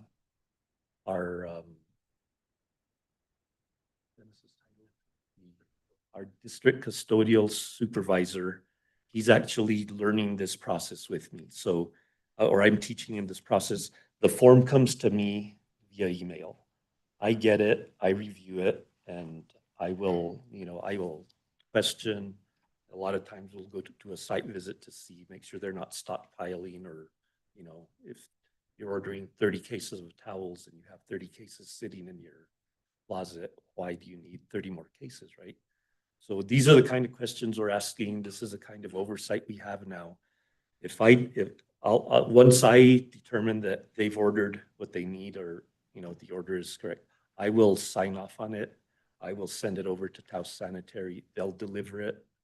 The head custodian will receive it. He'll sign off, and I will get the invoice at that point. Okay, thank you for that. May I ask our district custodial supervisor, that sounds like a rather newer position. Is that correct? Superintendent, President Flores, members of the board, absolutely. So Mr. Dennis Salazar is actually, it's a managerial position, actually. It's the district custodial manager. So we did notice, Mr. Mondragon pointed out that we were stockpiling. We had a lot of things that were being put into the different facilities here over years and time that we were paying money for, that we didn't need to pay that money for, because like you said, if you have 30 of something in one place, why can't you take some of it to another if they only need 5? So we were able to consolidate a lot of those things by utilizing Mr. Salazar and his years and years of experience with the custodial here in Taos Municipal Schools at all sites now, so that he can help with that oversight for Mr. Mondragon. So yes, it is a brand new position that we had at the end of last year. So this was approved at the end of last year. And coming forward, we also are going to be able to produce you all reports of these savings throughout the year quarterly, is what Mr. Salazar is tasked with me, to be able to show the superintendent where we are getting those savings from quarterly, not just at the end of the year in a question like this, but actual quarterly, so you guys can see the savings the district has with companies such as Taos Sanitary Supply and others. Okay, just real quick. Just a few more comments. So my experience with Mr. Salazar is he's a very passionate employee, a long-time employee of the district. I'm actually very happy to hear that he's in that position, to be quite honest with you. And then it strikes me as that's a position that should have been established a long time ago, to oversee all the various custodial needs throughout the district. So I think that's a positive It has helped structural quite a bit. improvement.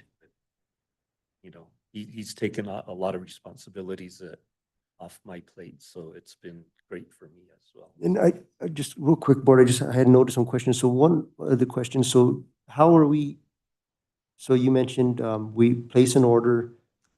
These items, they're stored at various site locations? They're delivered to the school. Okay. They're delivered to the individual school by Taos Sanitary. And how often do we do an inventory on, sorry to take your, No, it's fine. It's part of my question. how often do we inventory those items or just, do it monthly, weekly?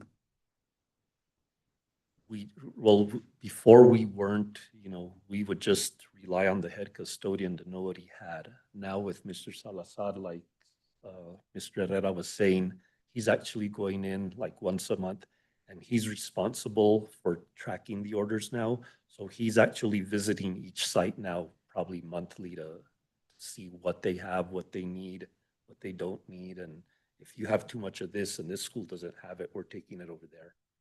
So that's what we're doing at this point. Before we weren't really, it was up to the head custodian. Now Mr. Salazar is actually And then handling just to that quite well. follow up to that, so we're tracking the supplies and usage for each school site? We do. Okay. We do. We keep I keep a spreadsheet with each order that comes in and what they're using. So Those are all the questions I had. Thank you, Mr. Morgan. Okay, I just had one. Thank you, President Flores. Hi. So I'm trying to get this, so there's a head custodian still, and what is Mr. Salazar's title? he is the district custodial supervisor. Okay, so, and he's the one in charge of watching or putting a stamp of approval on how we're taking care of our inventory. Is that correct? Yes. And what So- else does he do with it? What else is in his So job he description? oversees all the head custodians, so he's helping them, with problems they have with equipment or, just employ, with the other custodians. He's actually the person the head custodians go to before anything comes to me, so. And we have a custodian at each school, a head custodian in each school. Where is Mr. Salazar's office? Here in this building? He works out of Ranchos.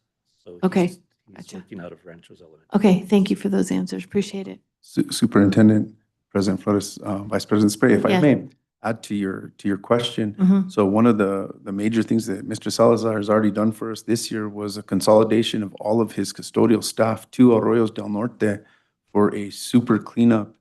I believe superintendent had a name for it. I'm butchering the name. It was a power clean, if I'm not mistaken. Yeah, so we were able to do it not only at Arroyos del Norte already, which we were in desperate need of because we were short on custodial staff.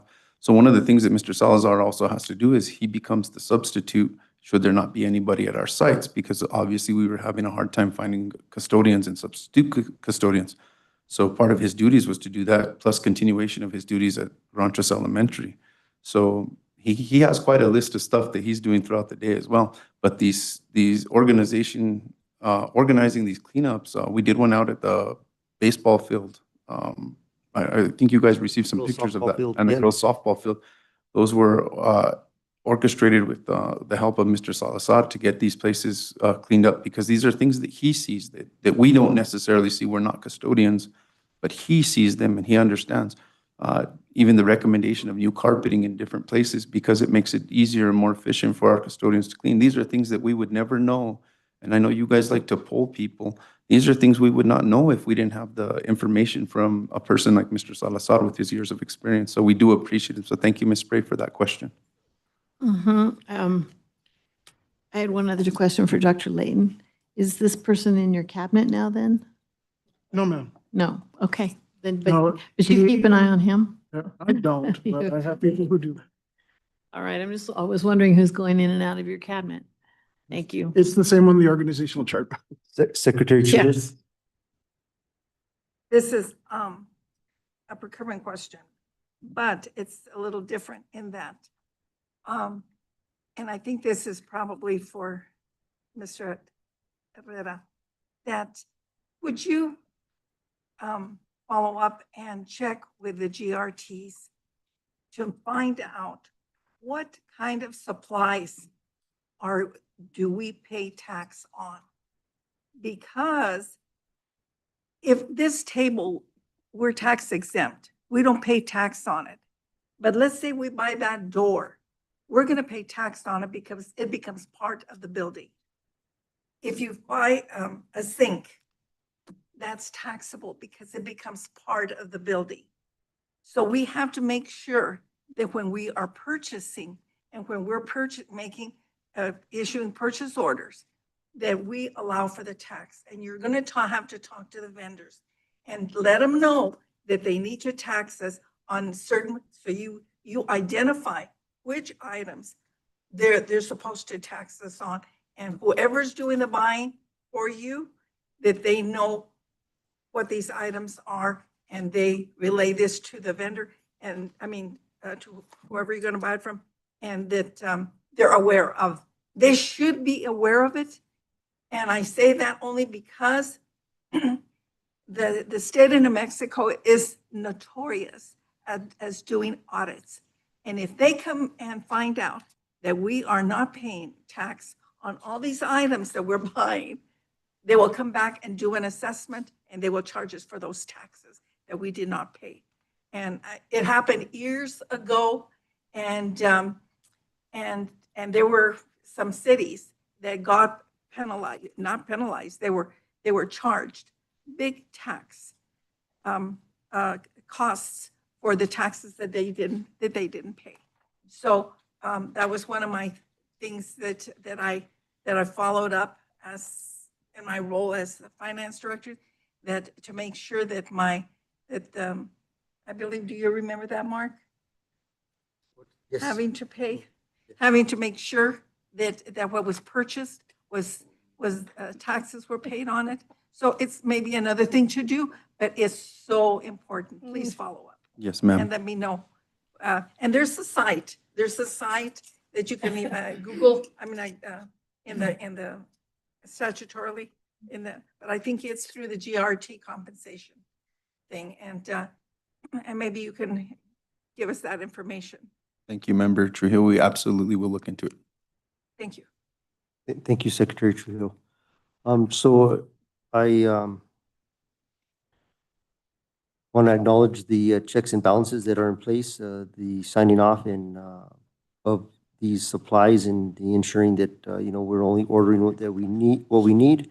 And I want to acknowledge also the monetary savings that we had last year. Thank you both to you, Mr. Mondragon and Mr. Herrera. Not hearing any more questions. Board Member King. I just want to make sure I'm following the math here. So Olympia, did you say last year was 83,000? The total? 85,000. Okay. 85,000. And our request is for? 1/3. So we're just renewing the contract. It'll be up next year. Instead, if we change the amount, we'd have to go out and do a new contract. So we're just renewing what. So we this have is in like, place. Yeah. This is for a couple of years? It'll have one more year after this, and then Okay. we have for to 2 do years, another 'cause RFP. it says until 26. Okay, I'm just following it. Great. So I can divide that by 2. So should that be changed to 27 if it's going to last through 27? Yeah, I believe we're in our third year. This will be our third year of 4 years. Oh, Yes, ma'am. Yeah. I see. Superintendent, do you have a recommendation? President Flores, Vice President Spade, members of the board, recommend approval of the 2025-26 contract for the purchase of custodial and cleaning supplies from Taos Sanitary Supply in the amount of $130,000 as presented by Maintenance Supervisor Alipio Mondragon. With the recommendation from Superintendent Leyen and hearing about how these supplies are monitored and ordered and the diligence that our staff is doing to ensure savings, I have confidence in moving forward with the motion to approve the contract for the purchase of custodial and clean supplies from Taos Sanitary Supply in the amount of $130,000. Do we have a second? I'll second. We have a second from Board Member King. Call for the roll. Board Member Concha, Yes. Board Member King, Yes. Secretary Trujillo, Yes. Vice President Spray, Yes. President Flores. Yes. And thank you, Mr. Mondragon, Mr. Herrera. Yeah, I know. Thank you. Okay, so 12.3, discussion, consideration, and possible action to approve CES Phoenix Mechanical Purchase Requisition for plumbing and septic service fixes throughout the district in the amount of $40,000. Mr. Felipe Mondragon, Maintenance Supervisor. Thank you, President Flores, members of the board, Superintendent Layton. This is I'm representing this from our last meeting. We had some changes that were asked to be made, and I made those changes. These are no longer considered emergency repairs. Or these will just be for routine repairs as needed, is what we're calling it now. And we've also attached in the packet the CES contract that was issued by CES to the vendor. So I know that was a concern at the last meeting, so that is attached. That these are services that we will call them for if we are facing problems that our staff is not capable of handling. It's not that we use them every day. It's we don't, you know, if we need them, we need to be able to get them out there. And this is mostly septic, big plumbing type stuff. We don't really use them for HVAC or any of that stuff. Just a comment from my experience with facilities management and maintenance, it's very important to be able to have a plumber or mechanical contractor that is on a purchase order in the event that there's an after hours flood, or something happens throughout the day, heater goes out, air conditioning goes down, power issues, sewer line blockage. If these purchase orders aren't put in place premeditated or ahead of time, then they has to wait to get a purchase order. And I'm aware that the board did have quite a bit of concerns the last time, but hearing from Mr. Mondragon that these concerns have been addressed, and looking through the contract and the pricing in the last couple pages, any further questions or comments? The only comment is that make sure that there's someone monitoring their time, because they're very expensive. Yes. And that someone is there to make sure that the time that they spend is what they're going to bill us for. Absolutely. We do that with most of our contractors. We do monitor their time closely, and we have them put it on their invoicing as well. Superintendent Layton, do you have a recommendation?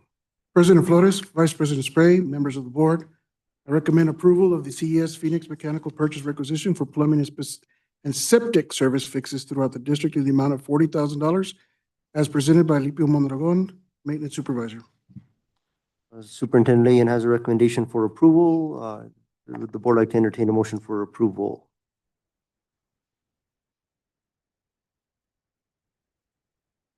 I will move forward with a motion to approve the Phoenix Mechanical CES purchase requisition for plumbing and septic service fixes throughout the district in the amount of $40,000.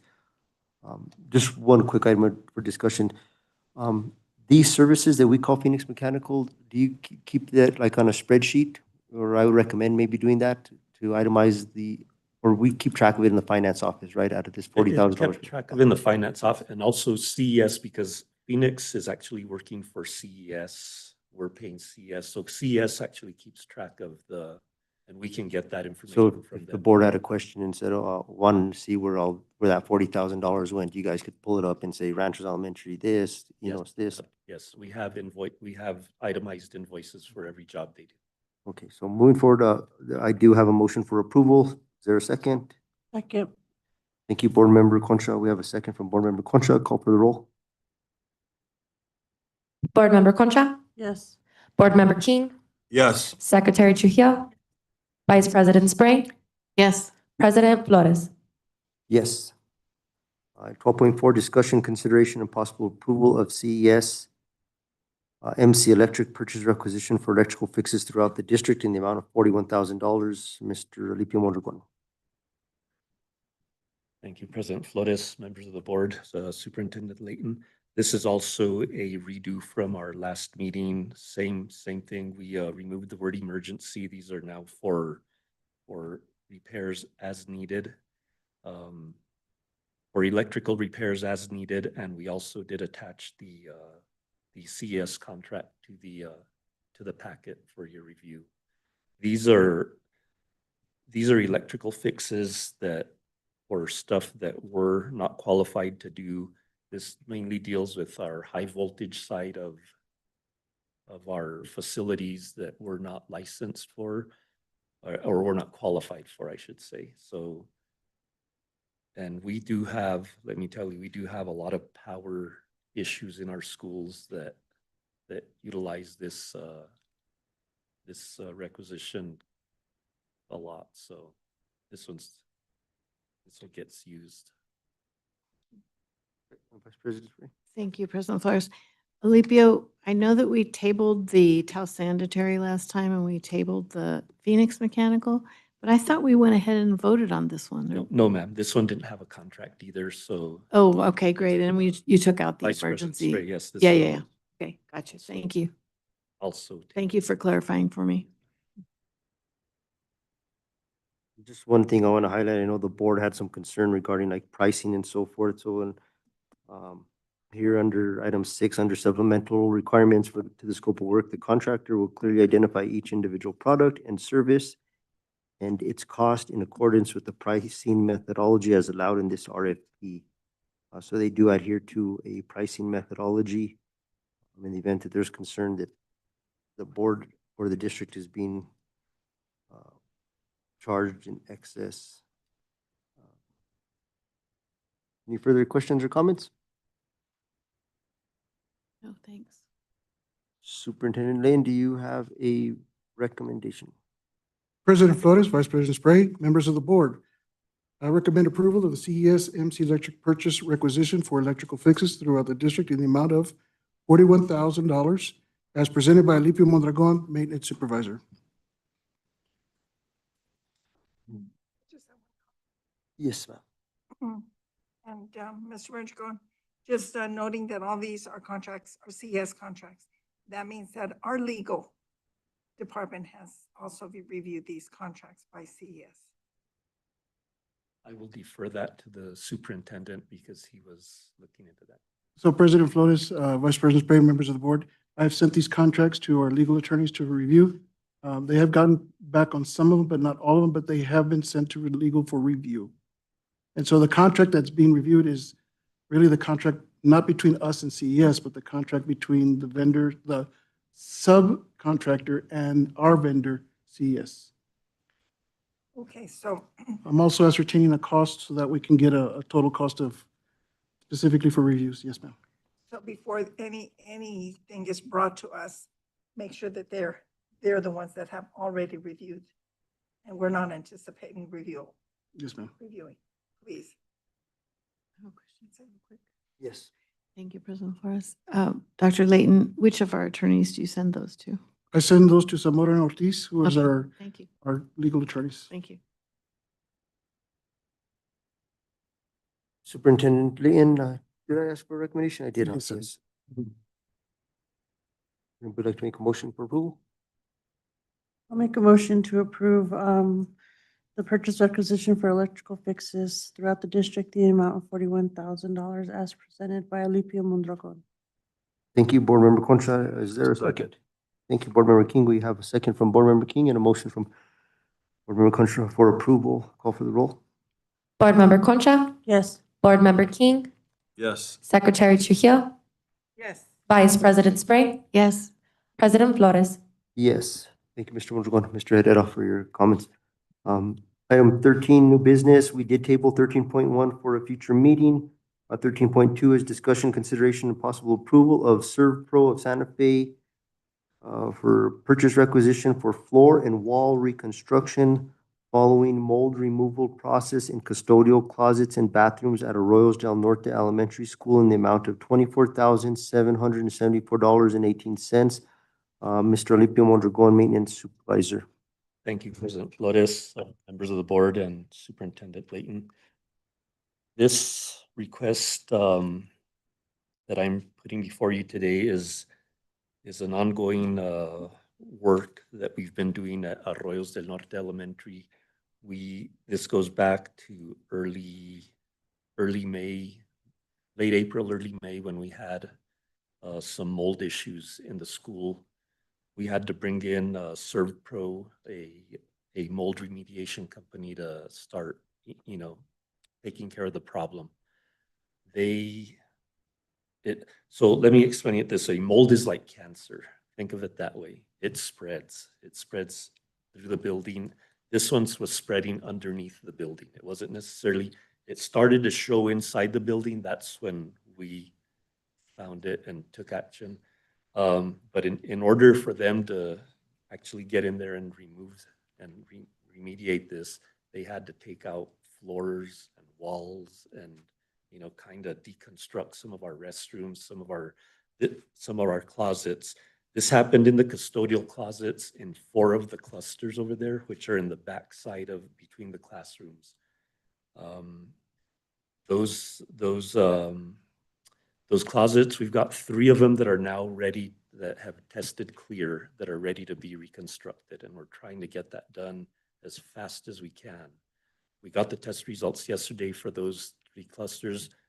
So those are good to go. We can begin reconstructing those. However, because the cost of that is over the $19,999, it did have to come to the board before we could proceed with these repairs, even though it is kind of an emergency at this point because the school's about to start and we still have closed restrooms and floors, and we have barriers up that they were using to kind of contain this. So at this point, they're ready to start putting stuff back together. And I did get 2 quotes for this. I had reached out for a 3rd vendor and I never heard back from them.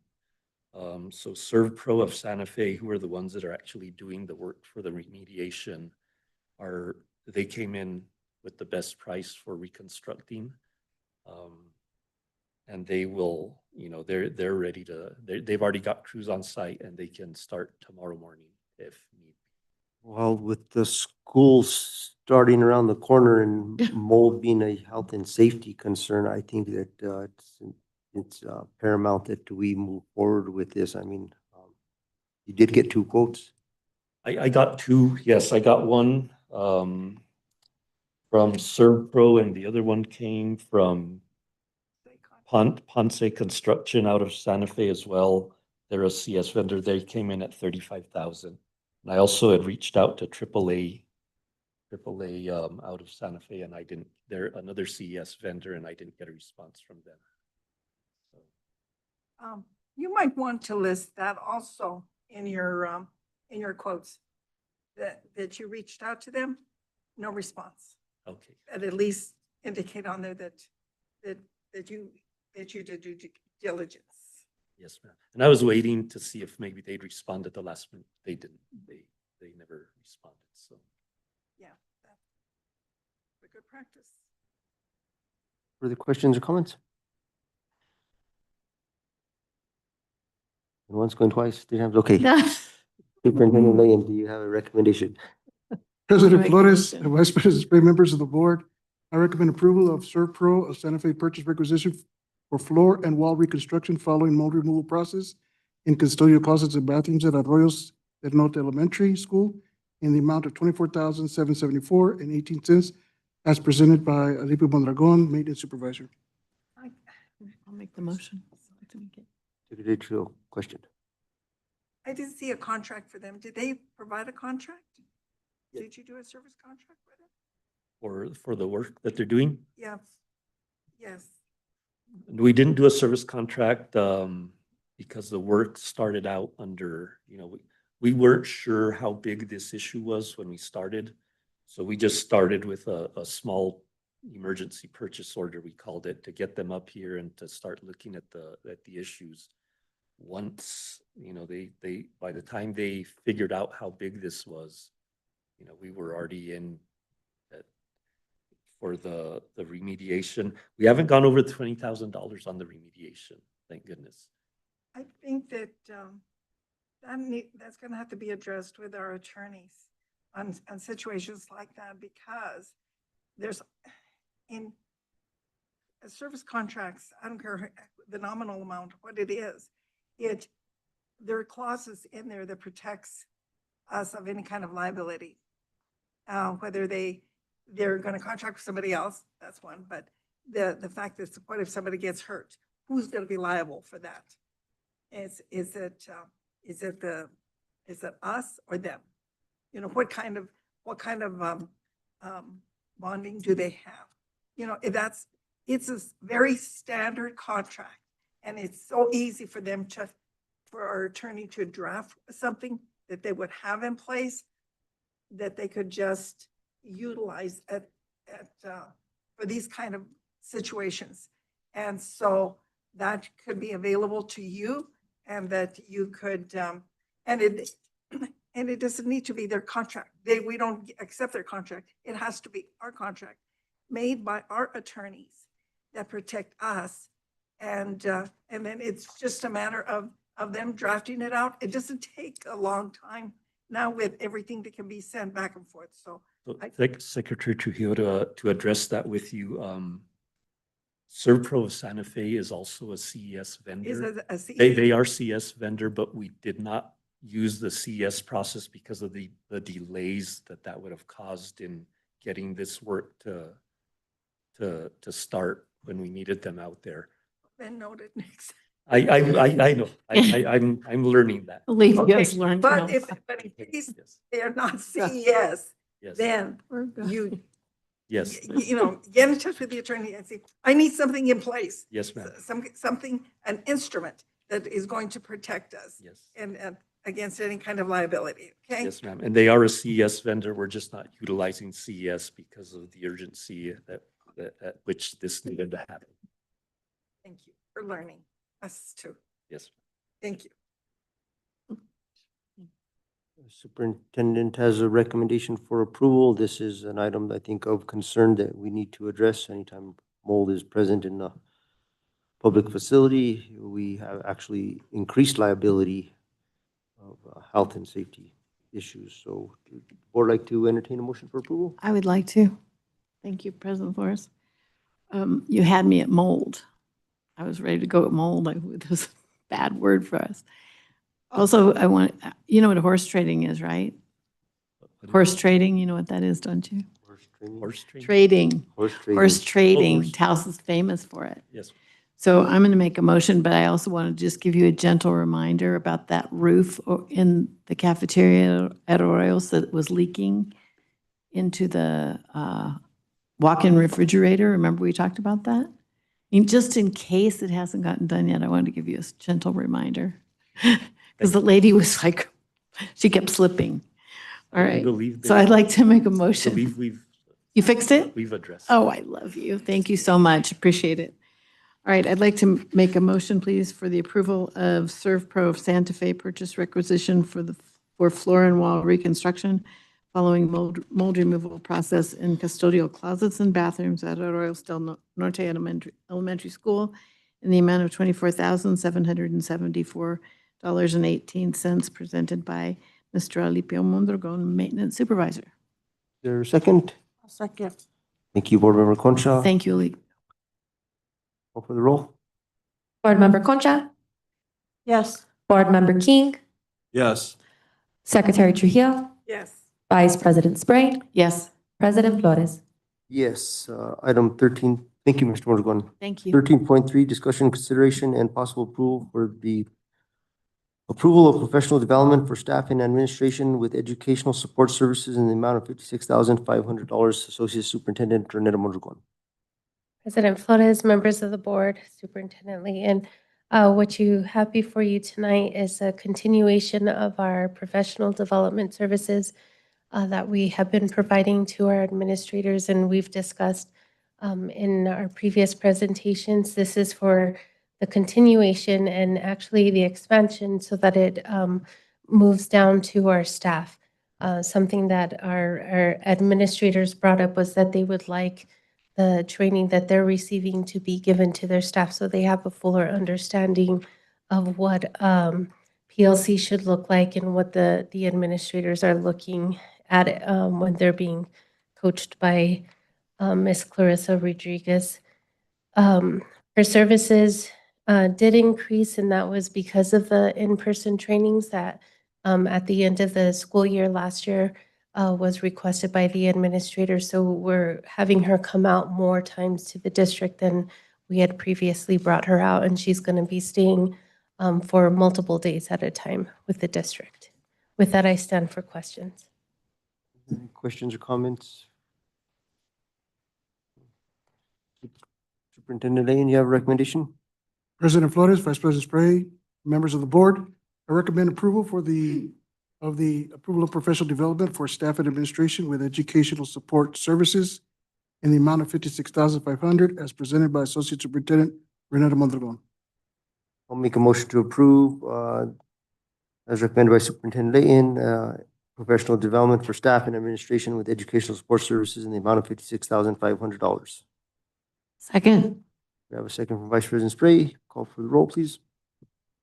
Board Member Concha, Yes. Board Member King, Yes. Secretary Trujillo, Yes. Vice President Spray, Yes. President Flores. Yes. Thank you, Ms. Mondragon. Okay. Mrs. Martinez has been waiting patiently Yeah, right. all night. All Thank you night. so much. Discussion, consideration, and possible approval of capital outlay. So this is item 13.4. Discussion, consideration, and possible approval of capital outlay 31400 State Direct Appropriations Grant for the purchase of a 2026 Bluebird All-American T3 RE 4006 activity bus from Tillery Chevrolet in the amount of $299,990. Transportation Supervisor, Ms. Samantha Martinez. Yes, good afternoon, President Flores, Vice President Spray, members of the board, Superintendent Dr. Layton. Today I come to you to request approval to purchase a new activity bus. This bus was approved through legislative processing. Our district lobbyist, Senator Gonzalez, Ms. Ortez, helped us secure the money to purchase this activity bus. I do know last time I presented a bus, we spoke specifically, Vice President Spray, about spreading the wealth through our different vendors. The reason I chose Tillery once again is, as I stated in the past, we do have only 3 vendors for buses. And Tillery is the only one that had the bus that we were looking for, which is a flat nose bus with a full undercarriage. The other 2 vendors only carry conventional buses that have like storage compartments. So storage is a big issue. We've had a lot of complaints from our sports teams that they want more storage. And another reason is when we purchased our other activity bus, we purchased it through Lone Star. And I have not felt that they've had the follow through to fix some of the repairs, specifically the air conditioning. It's been an issue this whole time.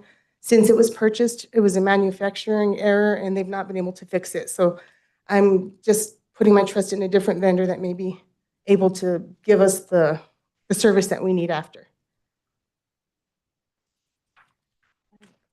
Any questions? Yes. You calling Lone Star? Or have Mr. Herrera call? Are you trying to work with those guys? Oh, I worked with them for several years, yes. And then I did include, yes. In fact, I was involved in the purchase of the first bus. So I have developed a relationship with them quite a bit. The service manager doesn't really like to deal with me because of the air conditioning. But, you know, they do have great customer service. We do have, it's just this air conditioning issue has not been, they've never been able to address it. And while it was under warranty, and every time we've taken it back since then, they wanted to bill us for the service, which I didn't feel was right because they didn't fix it when it was under warranty. Maybe this is something.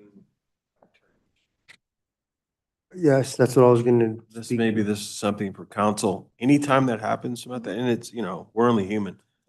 Bring that to the superintendent or Marcos's attention as soon as possible, because You know, when the horse is out the barn, you know, Yes. it's tough to get them back. So it's very unfortunate, you know, I think, unfortunately in our society, automobiles and, you know, it's very chauvinist. For whatever reason, I have no idea. Our money's green, but, you know, a letter I from, understand, yes. a letter from attorney is a whole different attention span. Yeah. And we have the means to, so, you know, I know you're doing your job and, you know, we get locked in and, you know, it's a principle. I know you're passionate about what you do as well. So I'm sorry to hear that. Yes, definitely with something we can work with Mr. Herrera on, and we can work with Dr. Lane to get the legal team may be able to assist us with Yeah, getting those repairs. I think it's well warranted. We spent quite a bit of money Yes. on that activity bus and the air conditioning's never worked and our summers are only getting hotter and the kids suffer and the bus drivers suffer and staff suffers, Yes. coaches suffer. So I think that's something that is well worth spending some money on legal fees. Any further question? I had a Yes. question. First of all, a comment. Thank you for remembering what I had said before, because actually, Member King brought that up recently too, about spreading the wealth. It's a good Yes. thing to keep in mind. Thank you for remembering it. Secondly, I think I read in here when we were going to get delivery on this bus, but I can't remember what it was. Do you? So another thing that I took into consideration is delivery for the other two vendors is out about 2 years. The Tillery, the dealer stopped by to pay us a visit the other day and we spoke about it. And he actually had an activity bus on order that wasn't spoken for. So we could have it potentially in 2 to 3 months. Great. Thank you. Yes. Thank you so much. Yes. Thank you, President Flores. How many students are able to? It's rated for 44 students. Yes. Basketball, track. Yes. We usually fit a full team when sometimes football likes to take their JV and their varsity, they may need 2 buses, but we're pretty comfortable fitting track, basketball, smaller groups. I'm not sure if, President Mark, I'm not sure if it's available for buses, but there isn't anything like an extended warranty that you could buy for the buses? I've never seen one offered. I could definitely look into that. It might be. That's something definitely that But we. even with the one that we're gonna buy, Mhm.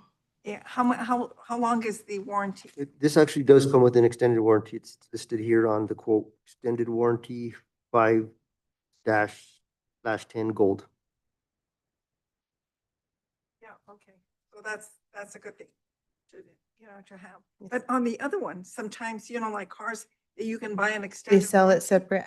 It might be, let's see what, if something like that's available, it's a Excuse me. possibility. Yes, To that's keep it something fit- we'll to look keep at. it fixed. One thing I do want to add is the paint, because of the price of the bus and the cost of paint is so expensive, this one will not be super fancy because of the cost of the paint. We're going to have to keep it a little bit minimalist. But we'll do our best to keep it, to make it look nice.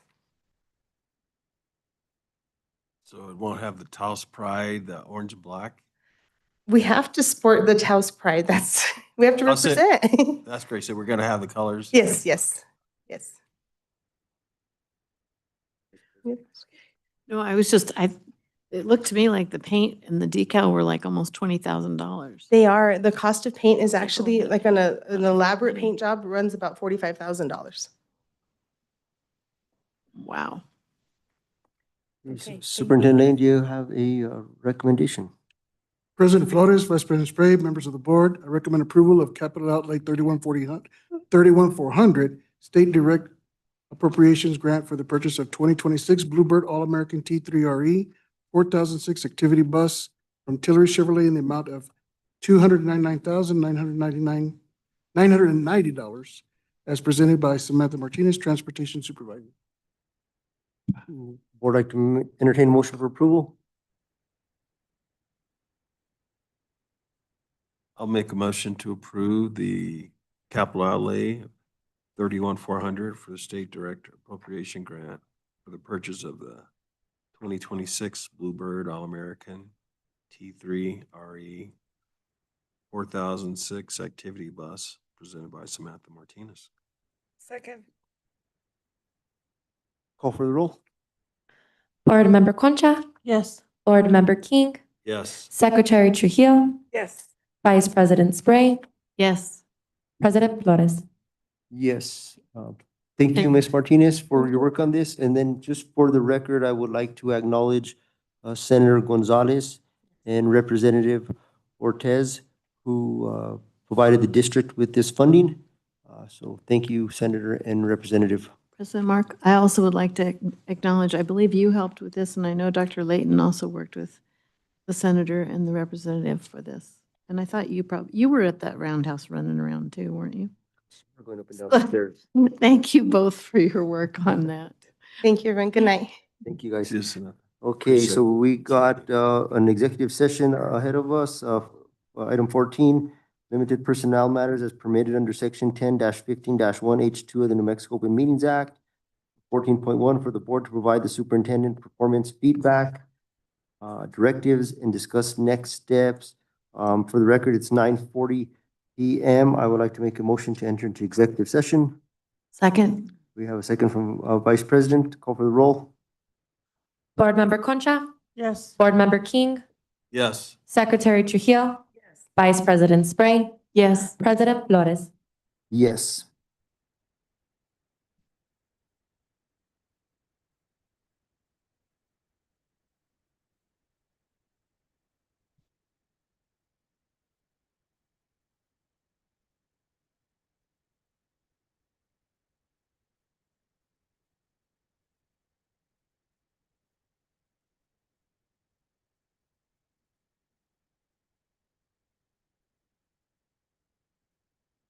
Dr. Royal, thank you.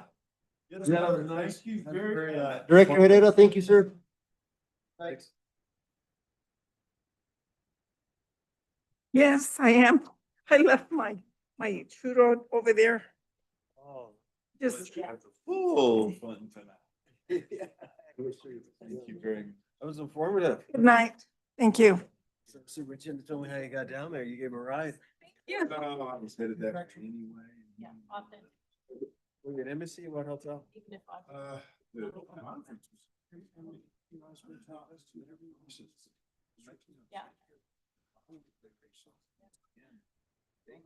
Yeah. I just think it'd be. They didn't, have like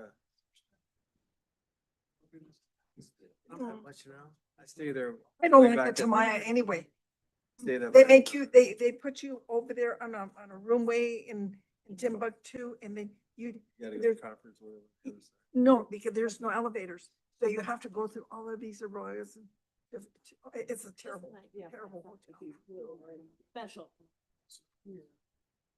Thank you. Oh, that's what's a couple of. A lot of trees. Nice place, but. Little maps. Yeah. A lot of bones. That's good. Crayons and paper. Good. Even on Amazon. Yeah.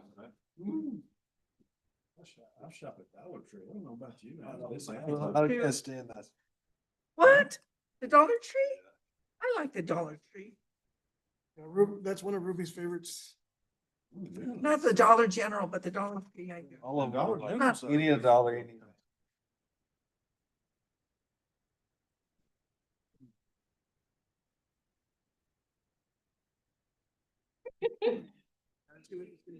Hello. Comes in handy. Oh, thank you.